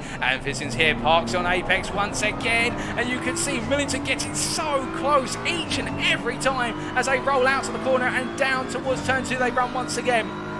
But as they do this time with Headwind coming out of the pit and also Keller coming out of the pit shortly, if they catch up to the back of this battle and it hasn't migrated its way into the pit lane, that's going to be a problem for Headwind and also Keller as they head on back up to this pack, because they've already cleared their strategy, whereas these guys have yet to do so. And I think right now Fissers is trying to stay out as long as possible because they roll their way through Barbecue Corner. This frustration must be getting to Millington as they make their way up towards what was down towards turn number 6 once again. But in fact, and my apologies, it is the case that as they roll the way through the right hander, here is Jonathan Atkinson. Hester just behind, and Ike Headwind is not too far behind at all. He's 3 seconds behind, and he's closing incredibly rapidly already since making his way through turn number 2. This could really have major implications on the top 5 in this race later on, given the fact that anybody who pits right now in the top 5 or the top 10 could come out right in amongst this battle and find their race being scuppered by it. So I think a number of drivers who have yet to pit in our top 5 in particular, as Joshua Allen's into the pit, as I look out my commentary box window, they will be thinking about the fact they do not want to get caught in this. I think Joshua Allen and Szymanski are both pitted to try and jump ahead of this. As it's the case, they fall behind it. It's going to be tears of their race, and Joshua Allen has cleared his pit stop as he makes his way through the pit lane. Here is Joshua Allen heading on out, so it is the case he's going to be more than safe. What about Szymanski here? Will he be safe as well? Hubert Szymanski, he's still being serviced in the pit lane as Harry Phillips is still trying to gain, and in fact Joshua Allen has come out ahead of Harry Phillips here, so it's the case that Joshua Allen, you would imagine right now, is potentially our de facto leader when all the pit stops is cleared. Fisher has yet to pit, to be fair, neither has Mandamolen, so we've still got plenty more pit stops to come, but Harry Phillips already behind one driver who he went to the pits ahead of, so there's still plenty to go, and I wonder now whether Harry Phillips will use that as extra motivation as we reach the halfway point of the race. We've still got 45 minutes to go, plenty to go. Oh, and a stop and go 30-second penalty for Szymanski for spinning speeding in the pit lane. Well, that's no good. That's going to completely scupper what's definitely going to be a top 10 finish, if not an attempt at a top 5, and that is going to hurt massively. As into the pits we've got Hester, Leyland, Cotton and Goodall as well, but meanwhile in that battle for what is P16, well, it's now effectively P13 whilst they're out of the circuit, it's Joe Fissers who's holding on to that P13, and Millington and Atkinson are right behind him still.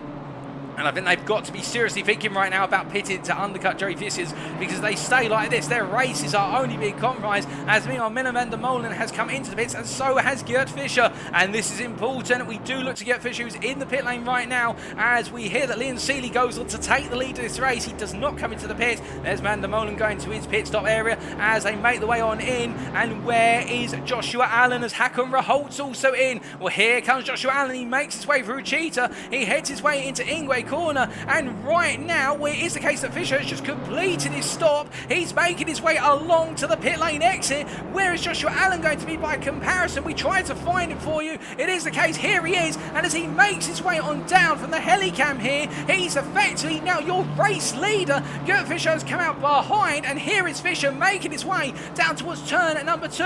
And where is Harry Phillips? That is the question. Harry Phillips is ahead. Harry Phillips has come back out ahead of Gert Fischer. The timing tower says otherwise, but I can assure you it is the case that Harry Phillips is ahead of Fischer as they make the way around. So it is the case now, it is Joshua Allen when all the pit stops are complete, we understand, who is leading ahead of Harry Phillips and Gert Fischer as they make the way now into the second half of this race. Well, my goodness, how the tables are turning, and it is the case that Joshua Allen has found some magic out on circuit to take the lead at Kyalami with now 43 minutes remaining on the clock, and Harry Phillips has got it all to do, and the pit stop tells you the story. Joshua Allen's pit stop was only 13.7 seconds stationary versus 31.9 seconds for Harry Phillips and 32 seconds precisely for Gert Fischer. So I think Joshua Allen has been running with all the fuel in the car, as meanwhile Harry Phillips dives to the inside versus Michael Races there. And to be fair, the FRL driver, and we haven't talked too much about Michael Races, but I can tell you one thing right now, he's doing exactly what you need to do when you're coming all the way from the back of the field. Just stay out of trouble. He's up to P7, he's yet to pit, so it is the case he's like to have that pit stop, which will drop him down the order, but he's looking very good now, right now, Michael Races. He hasn't been in any trouble, and I think it's going to be the case he could be looking for a certain top 15 finish, if not an attempt at top 10 when this gets to the end. But meanwhile, we've got pit stop fever in the pit lane. We have got Kieran Sharp, we've got Tom Davidson, we've also got Christoph Samin into the pits, everybody piling on in. The only driver who's yet to pit in is Leon Seeley as they make the way on down, and in fact, that's a very good point there. What is it, Crispy GR? We'll talk more about that in a second with regards to who's done what in the pits, but as we continue to see Michael Races here, it is the case he's still in P4. And a bit further up the road, that is Leon Seeley now, who as he leads here into turn number 7, looking very comfortable. But Joshua Allen by comparison in that P2 position, SOP doing very well at this point in the race, but now it's only a 1.3 second gap to Harry Phillips as they make the way from Barbecue and up towards Sunset Corner, and Joshua Allen is being closed. But the point that's been pointed out there by Crispy GR in the YouTube chat is it sounds as though it is the case that P1 and P2 have both changed tyres and Allen did not, and what it means there is the fact that Harry Phillips and also Gert Fischer have changed tyres. It is 30 seconds for a tyre change here in the pit lane, indeed in the sim of Assetto Corsa Competizione, and it is the case that Joshua Allen with a much shorter stop has not changed tyres. He's going to try and do this on a single set of tyres. It's possible, but those tyres towards the end, particularly that final half an hour, are going to feel very sketchy. And what we mean by sketchy, to put it in layman's terms, is the fact the car is not going to be as hooked up through each and every corner. The car will feel like it's sliding, particularly when the driver gets on power at corner apex or an exit, and that is going to hurt Joshua Allen, but we'll have to wait to see if he can hold on. But that is Harry Phillips behind him as Phillips runs a bit wide. They're coming out to the Crocodiles. He can afford to do that 3 times. He does it a 4th time, and it will be an automated drive-through penalty if he's considered to have gained time by doing so. And as he rolls his way through Ingwe corner here, it's the case that battle for the lead on. It's a stop and go 30-second penalty as well for Kieran Sharp for speeding in the pit lane. And as they make the way now to the timeline here, Harry Phillips chases after Joshua Allen. It's game on for the lead of this race. It is Leon Seeley who's leading, but he's yet to pit, so we're effectively looking at our de facto leaders when the pit stops are done. And right now Harry Phillips, who was leading before the pit stops, is going hunting. But keep in mind, of course, we've got Gert Fischer who's there just trying to find his way up the order. He's got between himself and Harry Phillips Michael Races, who's yet to pit, but right now Fischer pushing on as well for the Salt community as they roll the way on through. We've got Richard Pixley into the pits as well. That releases Jonathan Reed, But we focus back on this battle for the lead, and we jump on board here with Harry Phillips as he goes hunting.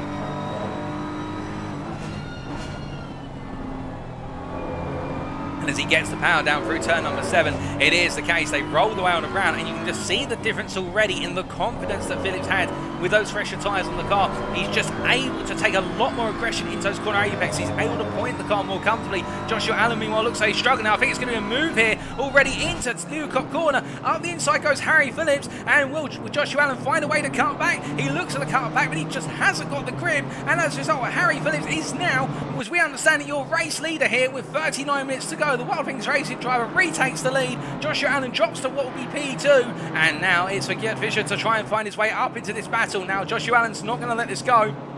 I think Joshua Allen, him taking that gamble of not taking the tyre changes. We've had it clarified there by SOP Motorsport in the YouTube chat that the SOP strat was no tyre change for all cars, which is worth the gamble. But if you're going for track position, coming from further down the order, it's always worth going for it if you can. And Joshua Allen here now has to try and hold on against a declining set of tyres on the car. And you'll have to think about managing the BMW M4, not too aggressive on its tyres based on the current balance of performance available on Assetto Corsa Competizione. It's not the greatest with tyre management, but it's certainly not the worst. And right now the SOP Esports racing driver trying to hold on for that podium finish. But to be fair, after Fischer, there's a long way back to Headwind, who right now is caught up in that mass rule with Kearns, Fissians and Atkinson. So right now Allen is definitely looking at a potential P3 finish at the lowest, if not looking to be in that P2. But we must look for Joshua Allen to Atkinson in particular, who's yet to pit. He's still tucked in behind Joe Fissians, and Fissians here is still holding on as they make their way through what is there the Jakeski sweep, and as they head up into barbecue this time,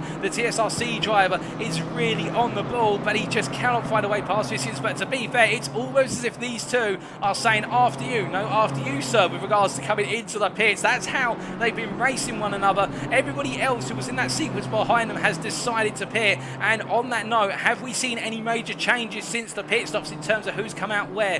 What I can tell you, it is the case that effectively, if we do it based on who's cleared their strategy so far, Headwind in P9, well, he's come out in what would be the P4 position, arguably. Well, that's what we believe, subject to, of course, Liam Seeley's pit stop. But the German driver here in P4, much like when he came into the pits, Menno van der Molen, a sizable 8 seconds behind. Then Jonathan Reed behind them, followed by Michael Keller. Both Reed and Keller actually gaining quite a bit of time in the pit compared to their peers. And then Samir Foch has gained massively through the pit window. It is the case. He's moved up to P13 on track. But if you subtract the 4 drivers who've yet to, or say the 5 drivers who've yet to pit, but we'd say 4 there just because of the fact that Seeley's quite a way up the road. Then Samir Fish right now is effectively running P10. He's back where he started this race, and he's still charging on after Keller right now, who's just up the road by 2.5 seconds. So Samir Fish has gained the most out of this pit stop window, but he has taken tyres as well. And well, Jonathan Reed, of course, has not taken tyres, as we've had it clarified. Indeed, his pit stop time of 15.2 seconds confirms that,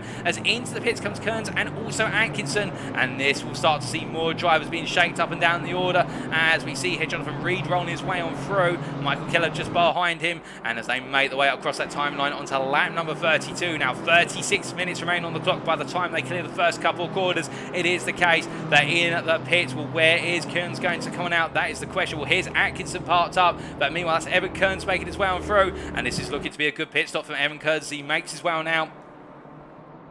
And as he comes out of the pit lane, that is P16 for the Irishman, who right now has got a lot of clear track. In fact, he's got plenty of space on circuit. He's got a clear track, and now he can run with this. As meanwhile, Alex Nunes here comes out in P17, and I think that's where he was when he came into the pits. But the difference is now, whereas he was in the jam with a number of drivers, the Portuguese Alpha Rapid Drivers Club just has nobody around him. And well, now that is one of those situations where I think the Rapid Drivers Club driver here will be a bit grateful the fact he hasn't got anyone around. He can really do those lap times, but also he'll be hoping they could be a bit closer to Kearns, because I think he'd want to finish inside the top 15. But we'll have to wait and see, as Kieran Sharp has yet to serve that stop and go 30-second penalty as we understand it, and Richard Pixley is still in the pits at this time having his mandatory stop. We still have a couple of drivers who've yet to stop, and in particular that is our race leader right now. And say what you will, but the SOP Esports racing driver Liam Seeley here, by going long, what he's effectively doing, he didn't start all the way up at the front. He started well in terms of qualifying position, but by giving himself that track position at the front of the field,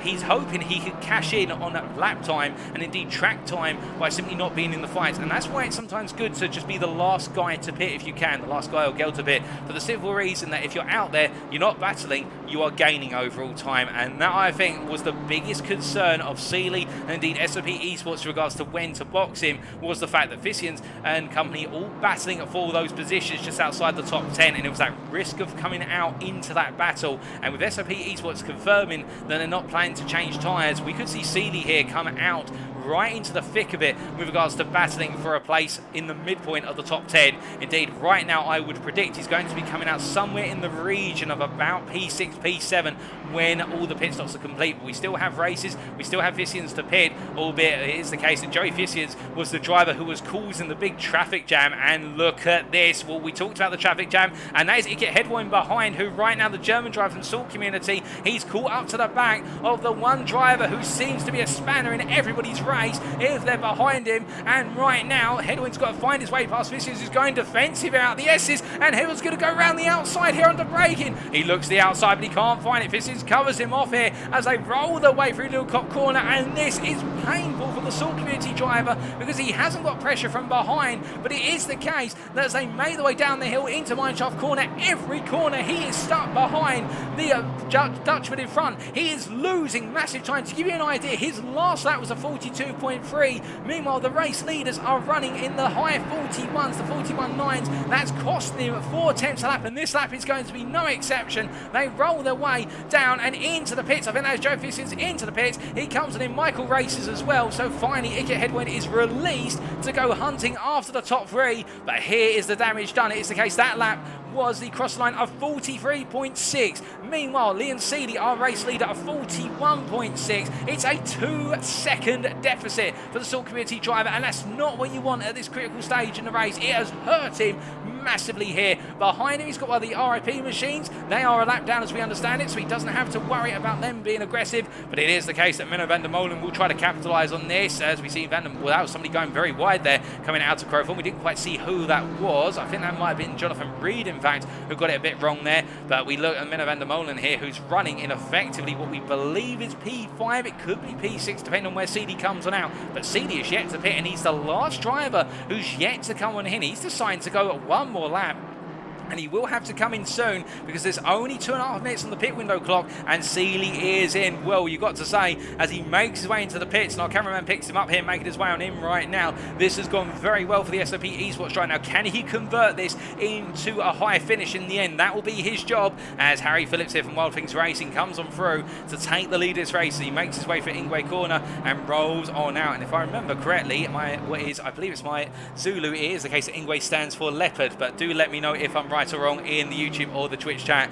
as we see him make his way across the timeline and takes the lead of this race. And behind him, that is Gert Fischer, and it is the case the Dutchman has found his way past Joshua Allen off camera. Gert Fischer up to P2, the Salt Community driver going hunting here, and he was 2 tenths of a second faster on that lap compared to Harry Phillips. The gap is 2.6 seconds, and it is very slowly closing right now. Could we see the two protagonists who battled it out for pole position? Harry Phillips got ahead in the early stages of the race. Will we now see Fischer come on back right at the end of the race? That will be the challenge. We've still got a lot of time to go. 31.5 minutes still on the clock plus the final lap. This isn't over yet.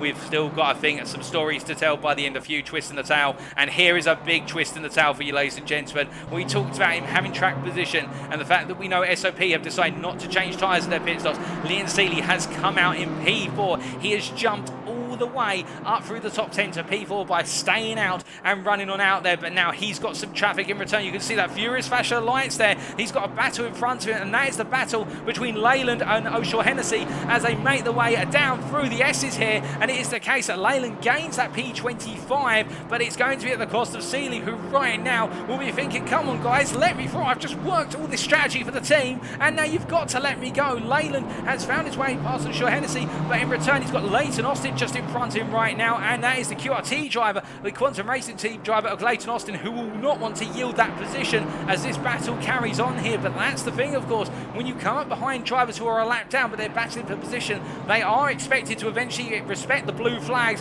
but they're also in a battle of their own. They don't want to give it up, and Austin here under huge pressure from Leyland, and right now Seeley caught up behind it. You can see him just flashing the lights furiously, and in fact Leyland there decided to back on out. Or has Leyland actually backed out? No, he's on the inside of Ingwe and holds towards Seeley on the outside there, and Seeley, well, he's made to go wide, but in the end I think Leyland realises what he's done, and as he pulls over to the inside here, I think it's going to be the case that Seeley right now in that cockpit's not going to be too happy as Leyland stays there with him, and well, I think Leyland's going to have to lift off into Crowthorne. He does indeed in the end, but he stays there on the inside to defend against a potential overtake from O'Shaughnessy, as meanwhile we've got Michael Keller here who's had a bit of a moment. What has happened to Michael Keller? He's dropped a couple of places. Well, this was only moments ago, and we ride on board here with Michael Keller, who was running at the time in P7, and as he rolled his way through the crocodiles here, not getting it wrong there, coming through turn number 40, does he clip Cheetah on the high? He comes on through the right hand. Oh, goodness me, he hits the sausage curb there, and the car gets chucked on out, and he just grazes the wall there by the smallest of margins. How he kept that out of the wall, I do not know. Now, that is brilliant stuff there from Michael Keller to keep the car out of the wall. I can tell you one thing, if he doesn't play cricket, he may want to consider putting himself forward for the fielder position, for the simple reason that is a catch and a half, as right now he's down to P9, but that could have been an ender to his race as the World Things Racing driver goes racing once again. But as he brings it back up to speed here, is the case that behind one driver who will not be sympathising for that and instead will take motivation is Tom Davidson, but he's under pressure from Sam in behind, as it is the case here that Tom Davidson finds himself in the DC Sim Racing sandwich, whereby in front of him the Rapid Drivers Club driver has got where's Tim Troquet, and behind him he's got Christoph Samin, and they're boxing him in as they make the way into Lukop corner here in the battle for P10. Davidson of course in that P11 position as they roll the way down and out of the hairpin and down towards Mineshaft once again, but as they come charging down the hill, it is the case now that with all the pit stops complete, all our drivers now have to simply think about bringing it to the end and making sure they've got the fuel to get to the end, and if not, they have to do a little bit of fuel send. We can see here Davidson really trying to give the message to Troquet, getting the move on through the crocodiles there. I do wonder if Troquet's just trying to delay the car a little bit through the apexes, particularly in these slower corners, to bring Samin into the fight there. Perhaps a little bit of teamwork being deployed. Of course, it is the case that Troquet is expected to go racing. They're not allowed to effectively, what some would argue, is potentially fix the racing order by backing drivers up into one another, unless it's part of course, just the battling. But if it's between two teammates here, I can imagine that Troquet maybe just trying, if Davidson on his back and really putting pressure on, may try and slow Davidson a little bit to give Samin the opportunity to close on up there in a fair manner. And as they roll their way through, where's the Dukeski sweep once again for is the 37th time of asking here. Davidson right now really, I think, trying to get the move on. In fact, Samin is falling backwards. We've got a car spun there, and I'm not sure who that is. I think that's Michael Races who's just taken a spin. Somebody's got it very wrong. I think that's the number, that might be the number 43 car. That's Chase Goodall, in fact, my apologies. That's Chase Goodall. We saw it pointing the wrong way, coming out of Barbecue Corner. But one thing's for certain right now is the case that Christoph Samin behind Tom Davidson here, he's not catching, and Tom Davidson right now is really putting that pressure onto Tim Troquet, who is holding on to that P10, but he is not going to be holding on to it long if Davidson is able to find a way alongside, I suspect, because they make the way up into Lukop this time. Davidson not close enough to go for the move, but definitely looking aggressive as they roll their way through at the left-hander. But as we look from them to a bit further down the order, we do look to Alex Nunes very shortly. In fact, he's found his way past Michael Races. Here's Michael Races in P16, and Alex Nunes right now, he is battling very shortly. I think that's with Kearns. In fact, that's the 101 driver. Kearns on the inside here into Lukop, as it is the case the Portuguese here, where it seems on this second stint, he's found his racing speed. He's going hunting here as they make the way down the hill in the battle for P14, and Nunes all over the back. He's going to look to the inside into Mineshaft. I'll put him on the outside of the crocodiles, but I think Nunes at this point is going to throw the kitchen sink at it if he dares, whereas they roll the... Oh, goodness me, was that contact between the two drivers? I think it was, and Kearns is onto the grass there on the apex, and whoever that is with them has also gone off. I think that may be Ian Thompson, who has been involved in the moment as well, but it is the case that Kearns there in a bit of contact with Nunes, and well, now that is not going to be a happy moment for the pair of them right now, and I think there might be a little bit of a call to the stewards room afterwards to discuss what exactly happened there. But the outcome is the fact that in the end it is Alex Nunes who goes up to P14, Evan Kearns who drops to P15,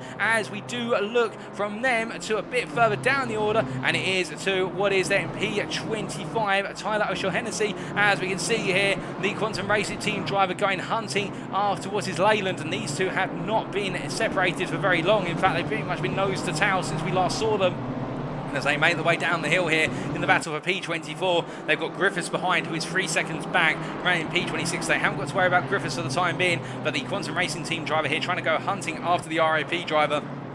as they roll their way through turn number 13, and it does look as though Sean Hennessy right now gaining gradually as they make their way down and around through a cheetah and towards the end of this lap. But as they come on down the hill and into the final corner of Ingwe, it is the case that Hennessy has got a lot to do over the remainder here. 25 minutes still on the clock. Track temperature and ambient temperature now down to 9 degrees centigrade as we are almost at 9 o'clock in the evening here, local time in South Africa. And it is the case that right now the racing continues here in the season opener. And imagine if the racing is going to be like this for the rest of the season, well, today is only going to be the tip of the iceberg of the racing, and we do definitely love to see it. And right now everybody giving it their all, as we see there is the case the Quantum Racing team driver having to give way to the leaders coming on through as they roll their way through what is turn number 5. And well, speaking of leaders, we look back to Harry Phillips here as he's made his way through the S's into Lukop. He's just making his way past there while the half-fast gaming driver who's a lap down, and Harry Phillips right now has an advantage of only 1.8 seconds over Gert Fischer, as right now Fischer trying to hunt after him. There is Fischer rolling his way down through Mineshaft Corner here. That gap's now down to 1.7 seconds by the time they get into the Crocodiles. The Dutchman is closing gradually. He took 2 attempts out the last lap. He took 2 attempts out the lap before. It seems to be the story of 2 attempts per second for the Salt Community driver, and we've got one of the half-fast racing drivers going wide there, and I believe that is David Hester running P21, who's had a little bit of a rallycross moment coming out to Cheetah, but he brings it back together, and now Fischer rolls on here. And at the end of that lap, Harry Phillips a 140.942, Gert Fischer a 140.587. We've got a race on here. It is the case that Fischer has closed up by a further 3.5 attempts, and well, on that rate of closure, I would imagine for the final 15 minutes we will have a battle for the lead that could go down to the wire here. They were down to the wire in qualifying, and as they make the way around right now, it continues. As meanwhile in P4 we've got one question to answer as well. Can Leon Seeley here hold on to take what is a steal of a P4? And what I mean by that is the fact that he jumped all the way to P4 by staying out on the circuit, the longest of anybody in terms of the strategy, and pitting at the last possible moment where he's got a lot of traffic in front of him, flashing his lights once again for the World of Rapid Drivers Club cars, who's in the way. Oh goodness me, was that contact there that I saw? I think it was, because Seeley's had to cut the corner, and well, now that is unfortunate for Seeley. Now he would argue of course that the Rapid Drivers Club driver was not moving clear with blue flags there, but I think Seeley coming in a bit hot, and as a result that's not going to look well after the race. I think there might be a complaint about that. Indeed, that was with Frank Lucid in P23, but still Seeley presses on all the same. What's bearing down on him is the fact that Ike Hedwund is closing up rather rapidly. In fact, he closed up on that last lap by 3 tenths, but the average rate of closure is half a second a lap, as right now Hedwund on fresh tyres is going hunting. Meanwhile, it is the case that Seeley is on old tyres. He's on the tyres that he started this race on, and Hedwund right now knows that, I think, and is trying to capitalise on it. But going from one Rapid Drivers Club driver who's in the wars to another one, and that is Tom Davidson here. We looked at him only moments ago. He was running there in that battle with Samin, and now he is closed up to the back of Keller here for P9. Davidson running P10, of course. He's hunting after the Wild Things Racing driver, and as these two make their way up the hill after the S's into a Lukop, the story will be, can Davidson go a little bit further up the order, or will it be the case that Keller's able to keep at bay? Keeping in mind, of course, that Michael Keller was running in P7 until that unfortunate moment at what was Cheetah a couple of laps ago, where he kept the car just out of the barrier. I don't know how, to be honest with you, but it's a phenomenal catch and a half, and perhaps the save of the season right now. It is the case that Davidson here is trying to hound the BMW driver in front of him as they roll their way out through the Crocodiles and up towards Cheetah Corner once again, and Davidson wants to put that pressure on, but he's not quite able to do so as Keller runs a bit wide there. The American driver really running on the ragged edge of adhesion as they head through Ingwe and to another lap. Just up the road to him, we of course have got Jonathan Reed in P8 and Samuel Foch a bit further up the road in P7, and then it is a 13-second gap from Foch to Menno van der Molen, who's in P6. But Samuel Foch has gained time, he's gained places, and is really recovering into this race, as right now Tom Davidson trying to find a way on through, but Michael Keller here rolling his way through the left hand. The blue flag's been waved there, that's for the drivers ahead of them, I suspect, but we ride on board here with the Wild Things Racing driver.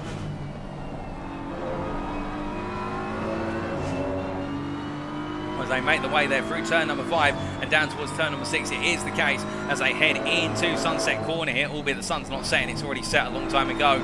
It is the case that Michael Keller really under that pressure here as he heads up towards turn number 7, but the thing for him is He'll probably be a little bit nervous, unless he's settled those nerves already, with regards to the mistake he made earlier on. You can see they're running a little bit wide coming out to turn number 7. It's not going to phase him here, but that pressure just building, and Keller really right now delivering those lap times, and it's up to Davidson to find that edge if he wants to come on through as they make their way into the braking zone up for Leeuwkop corner. You can see a difference in lines there. Davidson wanting to hang the car more to the outside in the run up onto the crest of Leeuwkop, whereas Keller really straight lines that crest and points the car to the wide line in the end under braking. Very different approaches between the two of them, but as they make their way down through Mineshaft, there's only one way through there's no doubt about that. And into the Crocodiles, you can see once again both drivers here looking good, albeit Davidson there closed up very aggressively under braking. I think the ABS may be on a few clicks lower by comparison with Keller as they roll their way on the brakes into each and every heavy braking zone. They come through Cheetah, no change this time as they now head into Ingwe. It is the case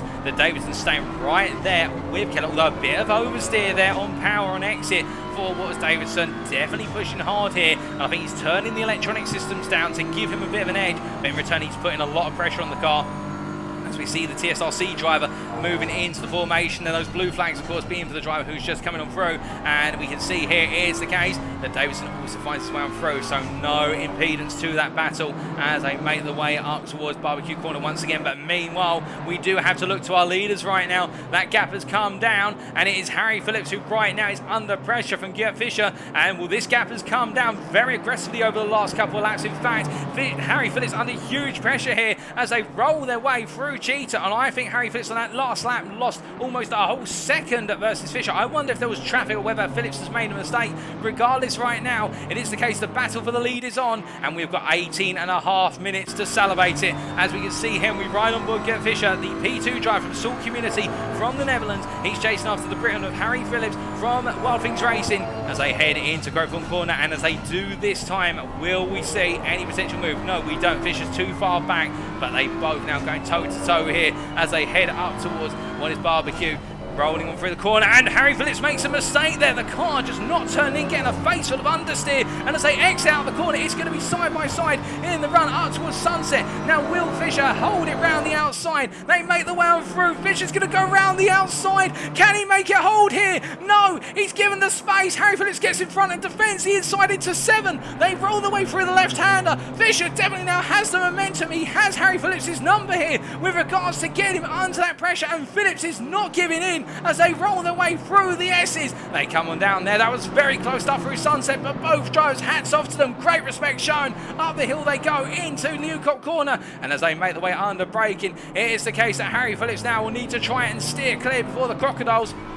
We ride on board here, looking back from Harry Phillips' car, heading down the hill, down towards Mineshaft. Now, will we see Fischer look to the inside? Will he try and throw a dummy to the inside, potentially get Harry Phillips to miss his braking point? Fischer considers it there. He doesn't go for it, and he's not close enough to consider the dummy into the Crocodiles. Instead, he waits in waiting. I think what he's looking for instead is to try and go into Growthorne, the Jakeski sweep, as they make their way through Cheetah. Both drivers literally there, pushing it to the utmost, missing that sausage curve by the tiniest of margins. And as they come out of Ingwe to go on to another lap with Joshua Allen 11 seconds back in P3. He won't be involved in this for a long time, and as they make their way across the timeline on into lap 44 they go. Still plenty of time left in this race. Harry Phillips will be wishing that clock would go even faster.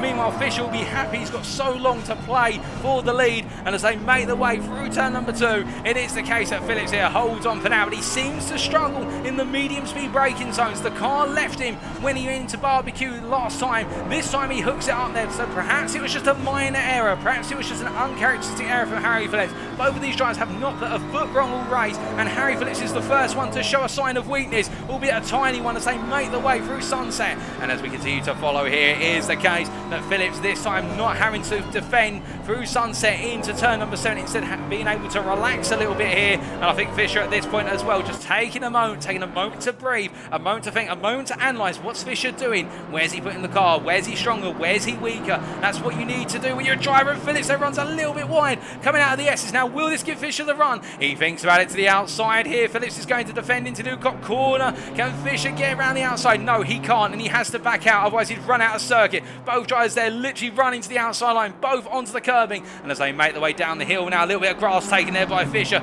on the limit as they make the way through Mineshaft. Phillips goes defensive, under braking into the Crocodiles here, and as they come on through, you see Fischer trying to go round the outside, trying to get himself the space. They're going to go go too wide here through 14 into 15. Who's going to back out? It's too wide through Cheetah. They're still side by side. Fisher has the inside run into Igwe corner. Phillips on the outside. Phillips outbrakes Fisher. It's going to be side by side on corner exit, but surely now Fisher has enough momentum. He's ahead. There's a little bit of contact between the two as they go across the timeline, and as they head down towards Crowfield corner, Fisher's not going to give up that inside line. There's no way he's giving up that line. He's looking to the inside, it's Phillips, but in the end Fisher covers him off. They go under braking into Crowthorne. It's going to be Phillips looking for the cutback in the end, but Fisher covers him off, and I think Fisher's got ahead for now, but Phillips is not going to give this one up. It's the case, he's in it to win it, the pair of them are, as they roll through turn number 5, but Fisher is ahead. The gap is only 2 tenths as they head to Sunset, but I think they will calm down for a brief moment here as the Salt Community driver now has to try and make the breakaway. He'll have a lap to do it, otherwise it will be the case that Phillips will be right there with him once again. It was a brilliant pass, but to be fair, Harry Phillips did everything he could to try and hold the Salt Community driver at bay, but I think Fisher at this point has just got enough in the tank to start opening that gap up.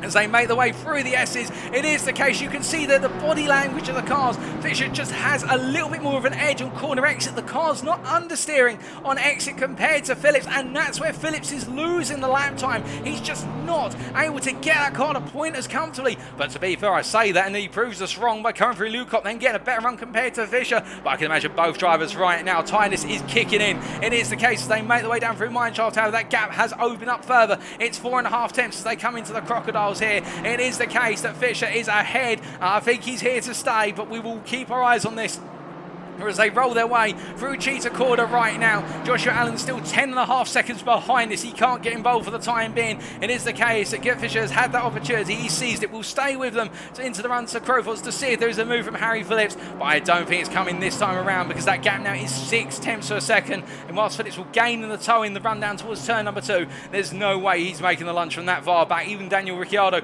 would not be making a move from that far back, and that's saying something. But as they make their way through turn number 2 right now, Fisher has cemented this lead for now. We will wait and see whether there's another twist in the tail with 13 minutes to go later on. But meanwhile, I can tell you whilst all that's been happening, Leon Seeley right now running behind one of the RIP machines, who is a lap down. He's running P4 is Seeley, but he's got a problem behind him, and that he's got Icket Headwind, who right now the Salt driver, you can see that at the top of the camera, is coming on through. He's at the very back of the camera right now. He's in P5 and he's coming on to try and get that P4 with 13 minutes to go as they make the way on through. Headwind right now really delivering those laps. He's into the high 40s, is Icket Headwind, as they make the way on around here. Behind it is Menno van der Molen, who's 2.2 seconds back, not matching him for pace. And you've got Samuel Foch, who's a little bit further back in P7. As we can see the flash of the lights from Seeley. He wants the traffic clear. He knows Headwind's coming for that position. He knows he's not got long left before he's going to have to defend, and every moment he can save now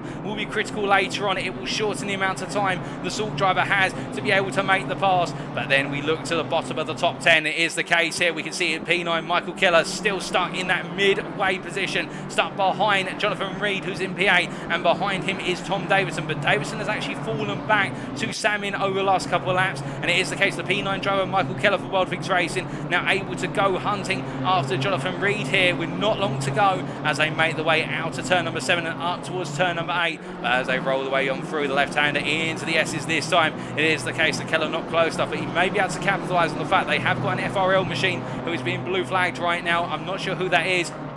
And as they roll the way under brake, and Reed's going to have the opportunity to go up the inside first. And in fact, Keller's going to be afforded the space. That's the number 84 car there of Ian Thompson, who gets clear of the drivers coming on through. And that's a very respectful way of doing it from Ian Thompson, keeping nice and wide there for Lukop and giving the opportunity for 3 drivers to come on through as they make the way down towards the Crocodiles. But as they come charging on down here, we've still got a number of unresolved battles, also including a bit further down the order. Evan Kearns here running in P19, chasing after Szymanski and Millington for P18 and P17. Here's the SOP Esports Racing driver, who's had a race that has been trials and tribulations abound, as it is the case. Once battling for a top 15 finish, he's currently battling to finish inside the top 20. He has got a 5.5 second gap to Vicians behind us in P20, so I think he'll feel safe with this P19 position. It's just about whether he can hold on for the positions in front. As we see here, Szymanski coming on past one of the half-past gaming drivers and chasing after Josh Millington as they make the way into the Crocodiles. But as they come on through here, and your question there, Kylo, yesterday with regards to are the top 3 doing interviews in the YouTube chat. I do hope they are, because that is in the schedule. We will be interviewing our top 3 drivers as Szymanski runs very wide there, going through the cheetah corner, through turn number 15, but it'll be very interesting to hear the perspectives of our podium finishers, but more on that later. We don't want to curse our top 3 right now, in case we do upset their races. It does seem to be the habit that every time we talk about finishing order, it leads to things going a little bit wrong for certain drivers, but as we continue to focus here and look back up to what is the top 10, we look to get Fisher once again here, and he is now at 1.2 seconds clear of Harry Phillips, and it is the case the Dutchman is breaking away, albeit he's not set the fastest lap of this race. It's Harry Phillips who still holds that on a 40.665, but I think Harry Phillips in the end, he's just found the point where the car has not got enough in the tank anymore. And the fact that Fisher pitted later than Phillips. Phillips pitted very early by comparison. He pitted right at the start of the pit window, and I think that may have been the story, that Harry Phillips went for a faster first stint, and the second stint was going to be an uphill battle in the hope that he could open up enough of a gap to keep Fisher at bay. But in the end, Fisher has found a way back on ahead. But again, it's not over yet. That gap is not overly expanding. It could go another way. It's only over when the checker flag is waving and the leader comes to the line. It's not over until then, and we will wait and find out. But meanwhile, I can tell you one thing that we are going to be seeing very shortly. Here's Eke Headwind right now, who is actually caught behind traffic, and that is, I believe, that's why the RIP machines, who is holding up Eke Headwind there, coming through what is the Jakiski sweep into Barbecue and into Sunset here. And I think the Salt Community driver is not going to be happy with this. In fact, as he had an off track, I don't think so. I think he's just found traffic the worst possible way, because that's Menno van der Molen who's all over the back. And in fact, you could see the frustration there from Headwind. He feels as though he should be entitled to come through there, and I can understand in the fact that right now Van der Molen has closed up massively. He was 3 seconds back, and this is a turn for the tables to the final top 5 position, in the fact that right now the DC Sim Racing driver has closed up astronomically quickly here, and Headwind flashing his lights left, right and centre. Meanwhile, Jonathan Reed and Tom Davidson are battling for P8 off camera. That battle is ongoing, with Reed still ahead of Davidson, but right now Van der Molen is trying to go for the move here on Headwind as they head down the hill. The blue flags are waving, but it is the case there. Headwind just not able to come on through, and as they make the way in towards the Crocodiles right now. If for those of you wondering about blue flags, is it like Formula 1 where the driver ahead has to immediately get out of the way? Not quite. They're expected not to battle with the lead lap drivers, but it is the case they're not required to immediately get out of the way. They're expected to get out of the way or give the driver behind ample opportunity, and it's Van der Molen up the inside into the final corner then. Well, that was a little bit of a forceful pass. I think there was more than just an elbow out there, and Van der Molen gains that P5 as they head across the timeline, and well, now I think we're going to see a little bit of a reprisal here from Eke Headwind as they make their way down the hill, and Headwind looks to the inside here. There is no way that Van der Molen is going to be outbroken into Crowfoot Corner. You could see he built the car to the middle of the road, and I think he decided, I'm going to go as late as possible, get the car stopped. He got it stopped, to be fair. But Eke Headwind right now really having a lot of misfortune in the latter stages of this race, and Samir Foch, who is his teammate, is 14.5 seconds back and can't really get into this fight for the time being. But the way they're losing time right now, you can imagine that Foch will be closing quite rapidly if things continue as they are.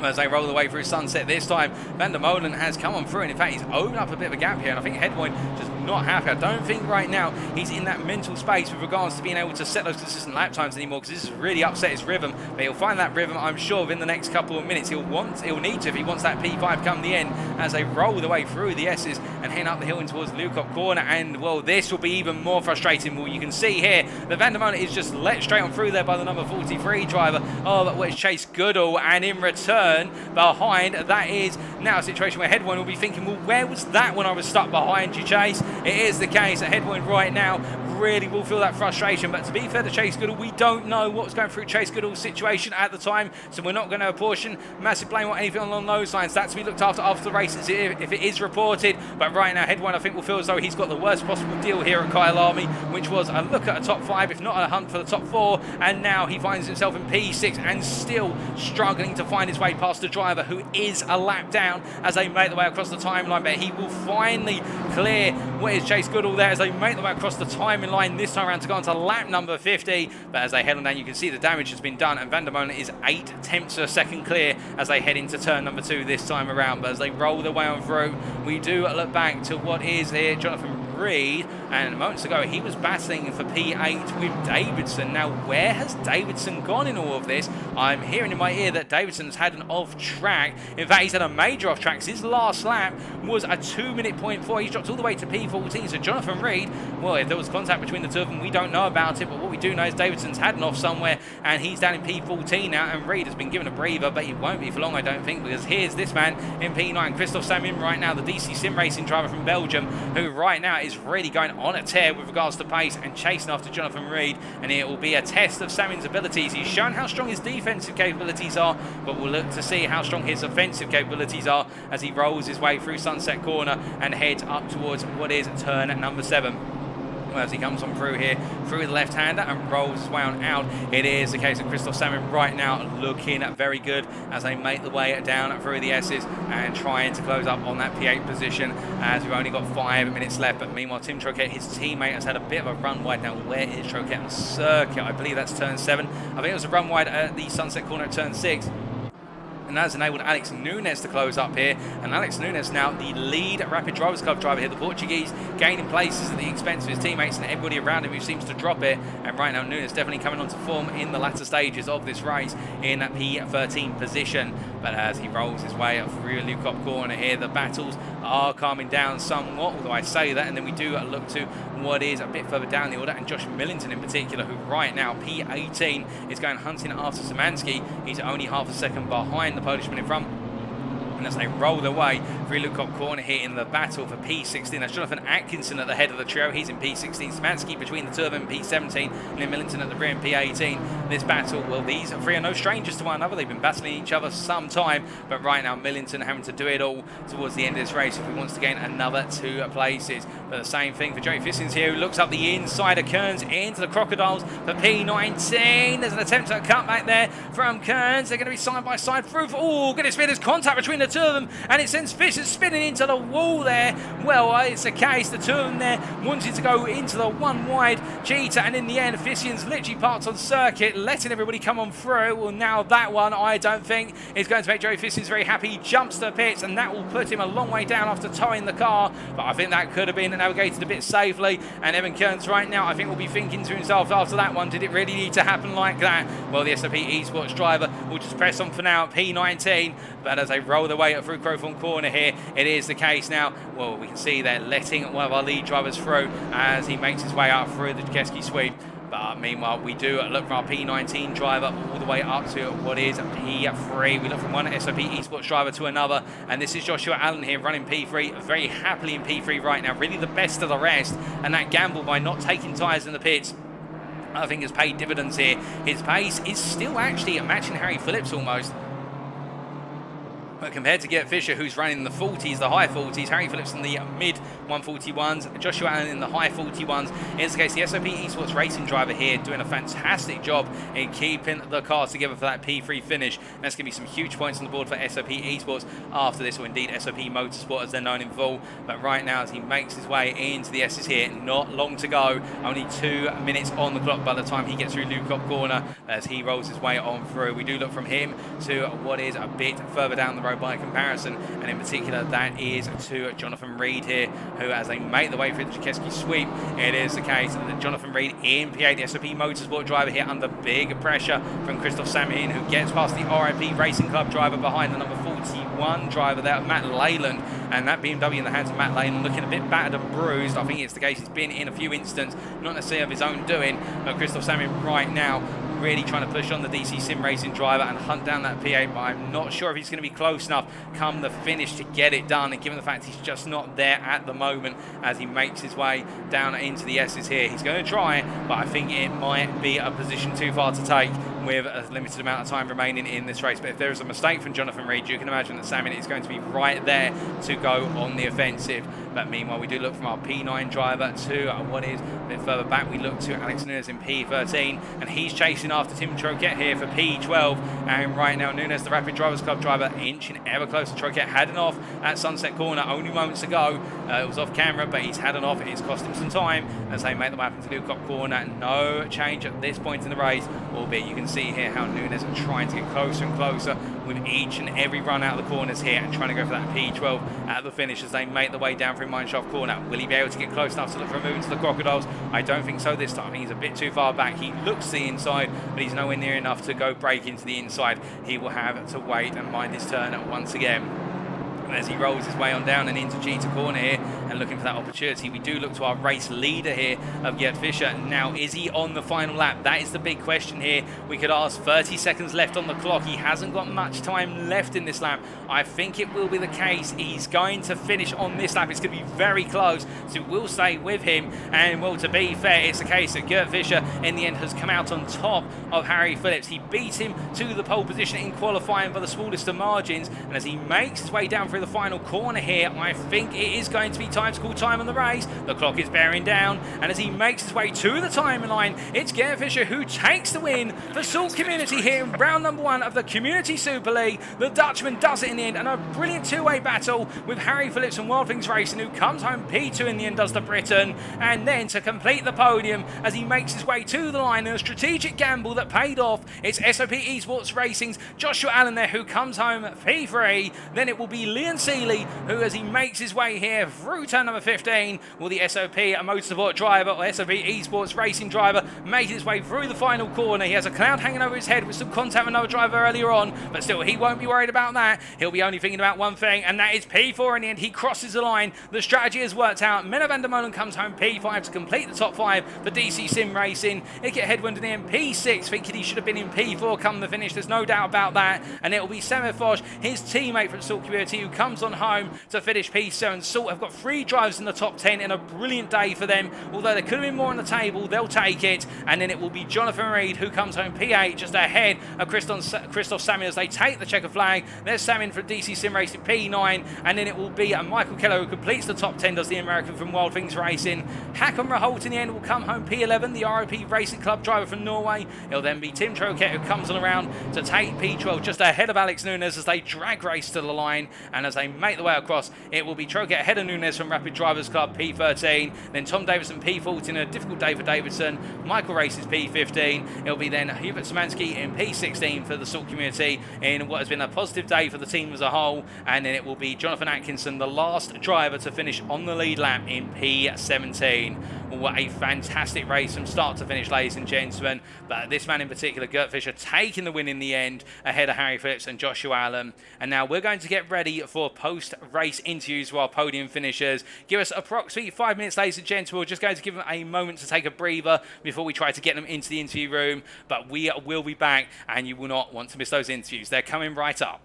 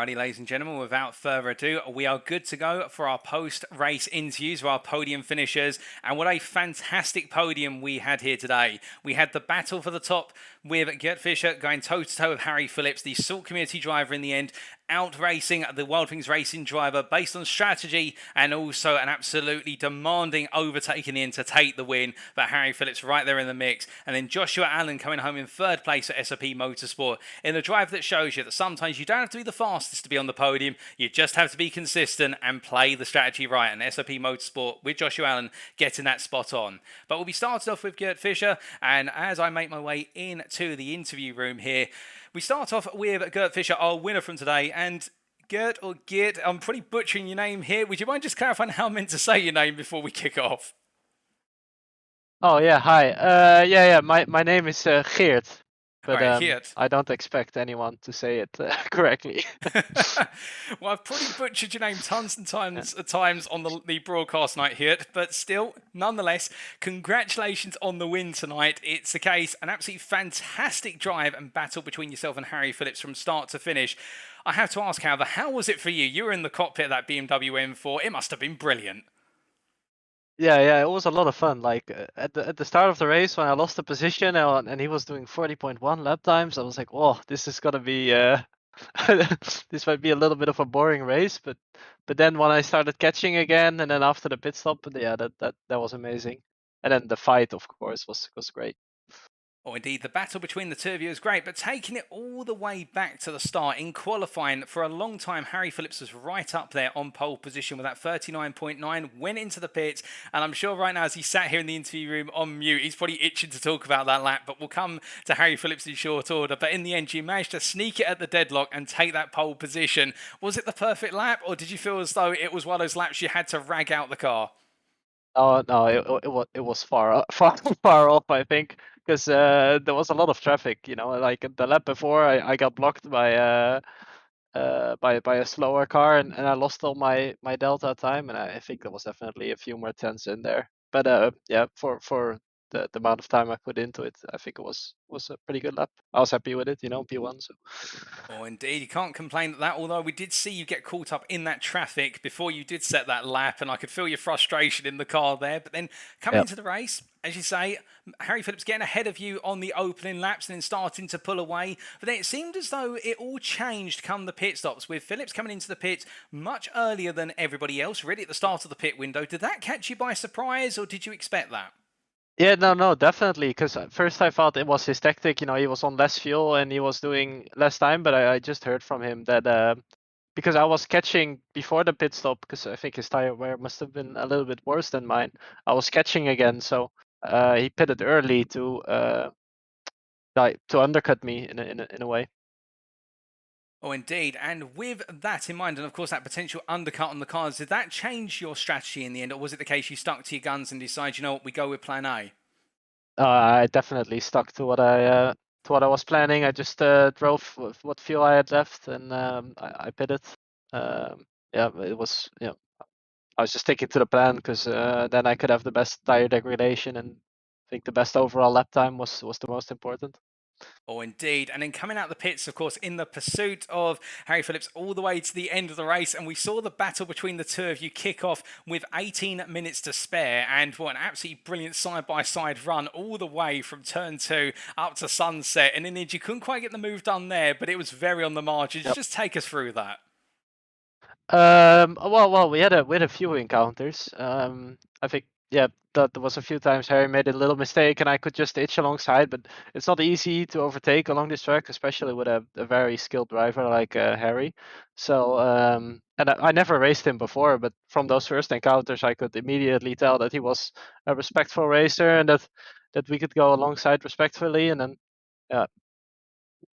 Oh, indeed. And when you got the move done eventually, it almost looked as though you'd been released then to go hunting after the fastest lap, but I don't think it was to be today. But in terms of making that pass, I have to ask you, did the mood in the car suddenly calm down to a right, we've got that done, or was it still the case that it was tension all the way to the finish?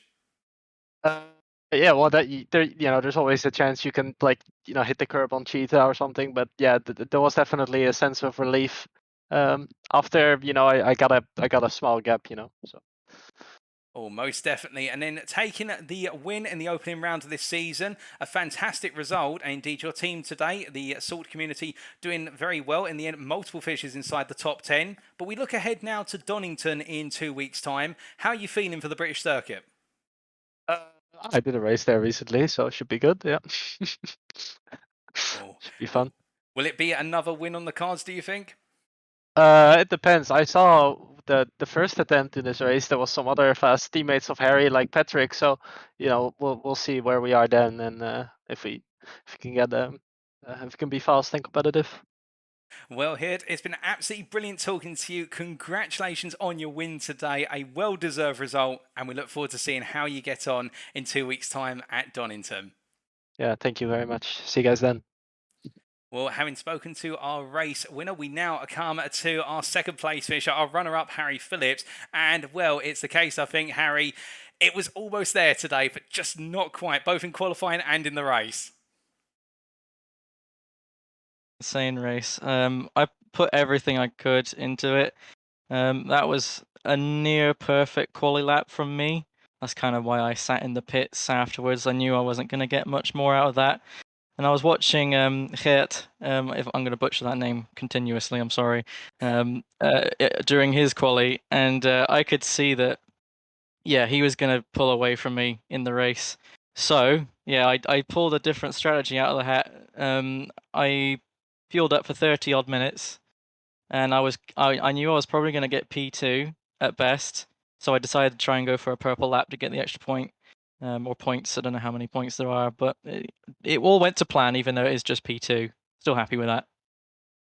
Oh, most definitely. And you did look very comfortable in the car, it must be said, even with less fuel and then more fuel in the second stint. But I do have to ask, with you making that early pit stop, were you worried about the traffic jam that was forming just outside the top 10? Because there was a huge battle going on for P13 with a number of the DC sim racing drivers in there, and the pace in the midfield was much slower compared to the leader's pace. Yeah, I was quite a bit worried about it. When I pitted, I tried to kind of find myself just at the front of that pack, and I managed to get out the pits, I think just in front. I had a couple of cars to pass, but honestly, they didn't really slow me down all that much, and I think the undercut worked because I did come out of the pits with 5 seconds with a gap. So it was just a case of trying to maintain that gap, but it was going to be impossible with the pace of him. It was impossible. Oh, most definitely. And just take us through what was going through your mind in that final stint with the fact that you had Hirt closing you down lap after lap, and then he's right there with you and the battle that ensued. Yeah, I mean, fair play to him. That battle was both extremely intense and very clean as well. I mean, when he sent it around the outside of, I think it's turn 4 or something, turn 5. I was not expecting that move at all, and he caught me off guard. And I just managed to hang on to it. Um, yeah, I mean, I was burning my tires, as he mentioned, a little bit more. I had worse tire wear. Um, so it was only so long until he was going to pass me. Um, but I gave it my all. Yeah, and it was incredible fun. Well, indeed, well, it definitely looked fun out there, and to be fair, definitely setting yourself up as one of the favourites in terms of pace, much like Hirt. And I have to ask you, with a second place today, and also another one of the Wild Things racing team finish inside the top 10, how are you and your team fancying the chances going into race number 2 in 2 weeks' time at Donington? We've got a good, if we can get Patrick back in, or maybe Chris, who's not raced with us yet here.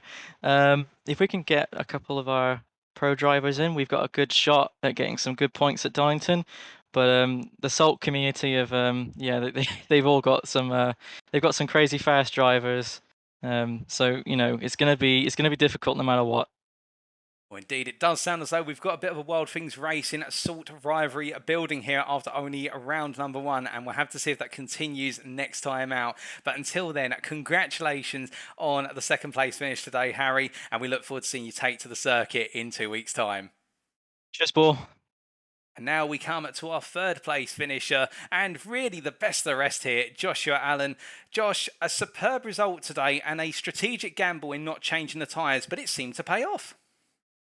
Uh, it paid off, but I was under a lot of pressure from P4 in the first stint. And in our the other drivers in our team, we always going on the same strategy. You know, don't take the tires, because some people could, some people maybe not, and if we did and others didn't, we would be in the bin. But the strategy was slightly wrong. Changing tires was definitely better, but not too much better. Indeed, but dissecting really your day today on an individual level, a great result in qualifying, ending up on the second row, and again, not quite on the pace of Phillips and what was in the end Fisher, but still putting yourself right up there. Did you feel as though that was where you wanted to be in qualifying, or was there a bit more out there? There was definitely a little bit more. I only got told that I'd be doing this race last night, so it was kind of, you know, jump on the PC today and get some rush practice in. But yeah, I'm happy with it, and the other drivers did well, so that's what matters. Well, indeed. Well, for somebody who only had a day's notice to jump on, that's absolutely fantastic, I must say. And then coming on to the race itself, we saw, of course, at the start, a very close battle for P3, P4 throughout. Did that make you think about, in terms of tweaking the strategy slightly, in terms of when you chose to pit? As we were saying earlier to Harry Phillips about the train of cars that were forming in the midfield and where you'd come out in it. Did it sort of make you worry, or was it the case of, you know, we're just going to stick to plan A and go with it? You always worry. But the goal was, you know, just do your laps, hit your markers, and see what happens. Indeed, and it played out very well for yourself. And I do have to ask, when you came out as the leader of the race, of course, with the fact you had Harry Phillips and Geert Fischer chasing after you, were you thinking about battling hard, or was it the case you were thinking, you know what, we haven't got the tyres to do this, we're going to have to let this one go at some point? I realised that I was in the lead of the net lead of the race by like 3 or 4 laps, and I was like, okay, they've definitely taken tyres. Harry was very quick behind me, and he closed in more than half a second a lap on the new tyres. I let him past, and then when Geert came up close, I let him past as well, hoping that something would happen, because with the old tyres there wasn't anything I could do really. But yeah. Indeed, and just a moment to talk about your team. It is the case that we've heard from the official SOP Motorsport Esports TV YouTube channel that the provisional results put the Salt community leading on 324 points and the SOP Motorsport community on 309. A third place for yourself today. Leon Seeley also inside the top 5. It's looking very good for SOP Motorsport, and it's only round number 1. Yeah. I'm new to this team.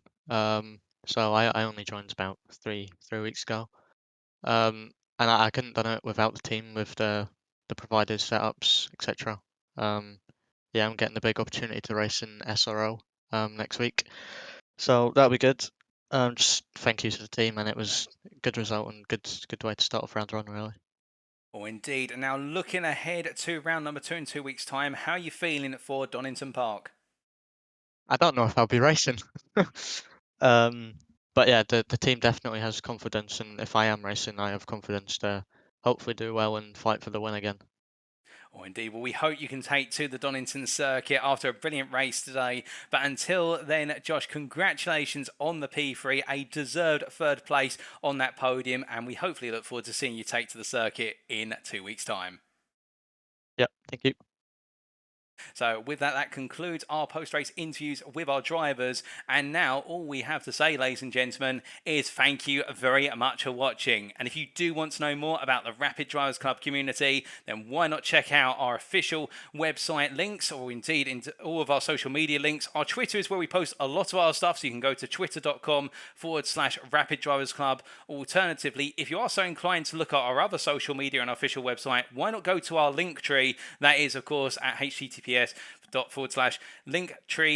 Rapid Drivers Club, and it is the case there. You can check out all of our media, whether it's our website, our Twitter, our Facebook, you name it, it's all there, all the details and whatnot. But for now, it is the case we finally managed to complete round number 1, albeit 2 weeks later than scheduled, but still, we're back on schedule, and it is the case. In 2 weeks' time, we'll be heading to Donington Park for the second round of the 6-round season. Saturday, the 23rd of July, you will not want to miss it. If today was any indication of how fast, furious and intense the race is going to be, it's only going to get better. At Kyalami, it was the case that Salt Community took the biggest points with SOP Motorsport not too far behind and Wild Things Racing also in the mix. Will that story continue the same, or could we see a turn in the tables? The only way to find out is being there. But until then, thank you very much for tuning in. If you have enjoyed, be sure to let us know. And until next time, have a great rest of your weekend. I've been Paul Walsh. We have been the Rapid Drivers Club. And from all of us, remember to stay safe, stay well, stay smiling, but most importantly, remember to stay on track. Good night.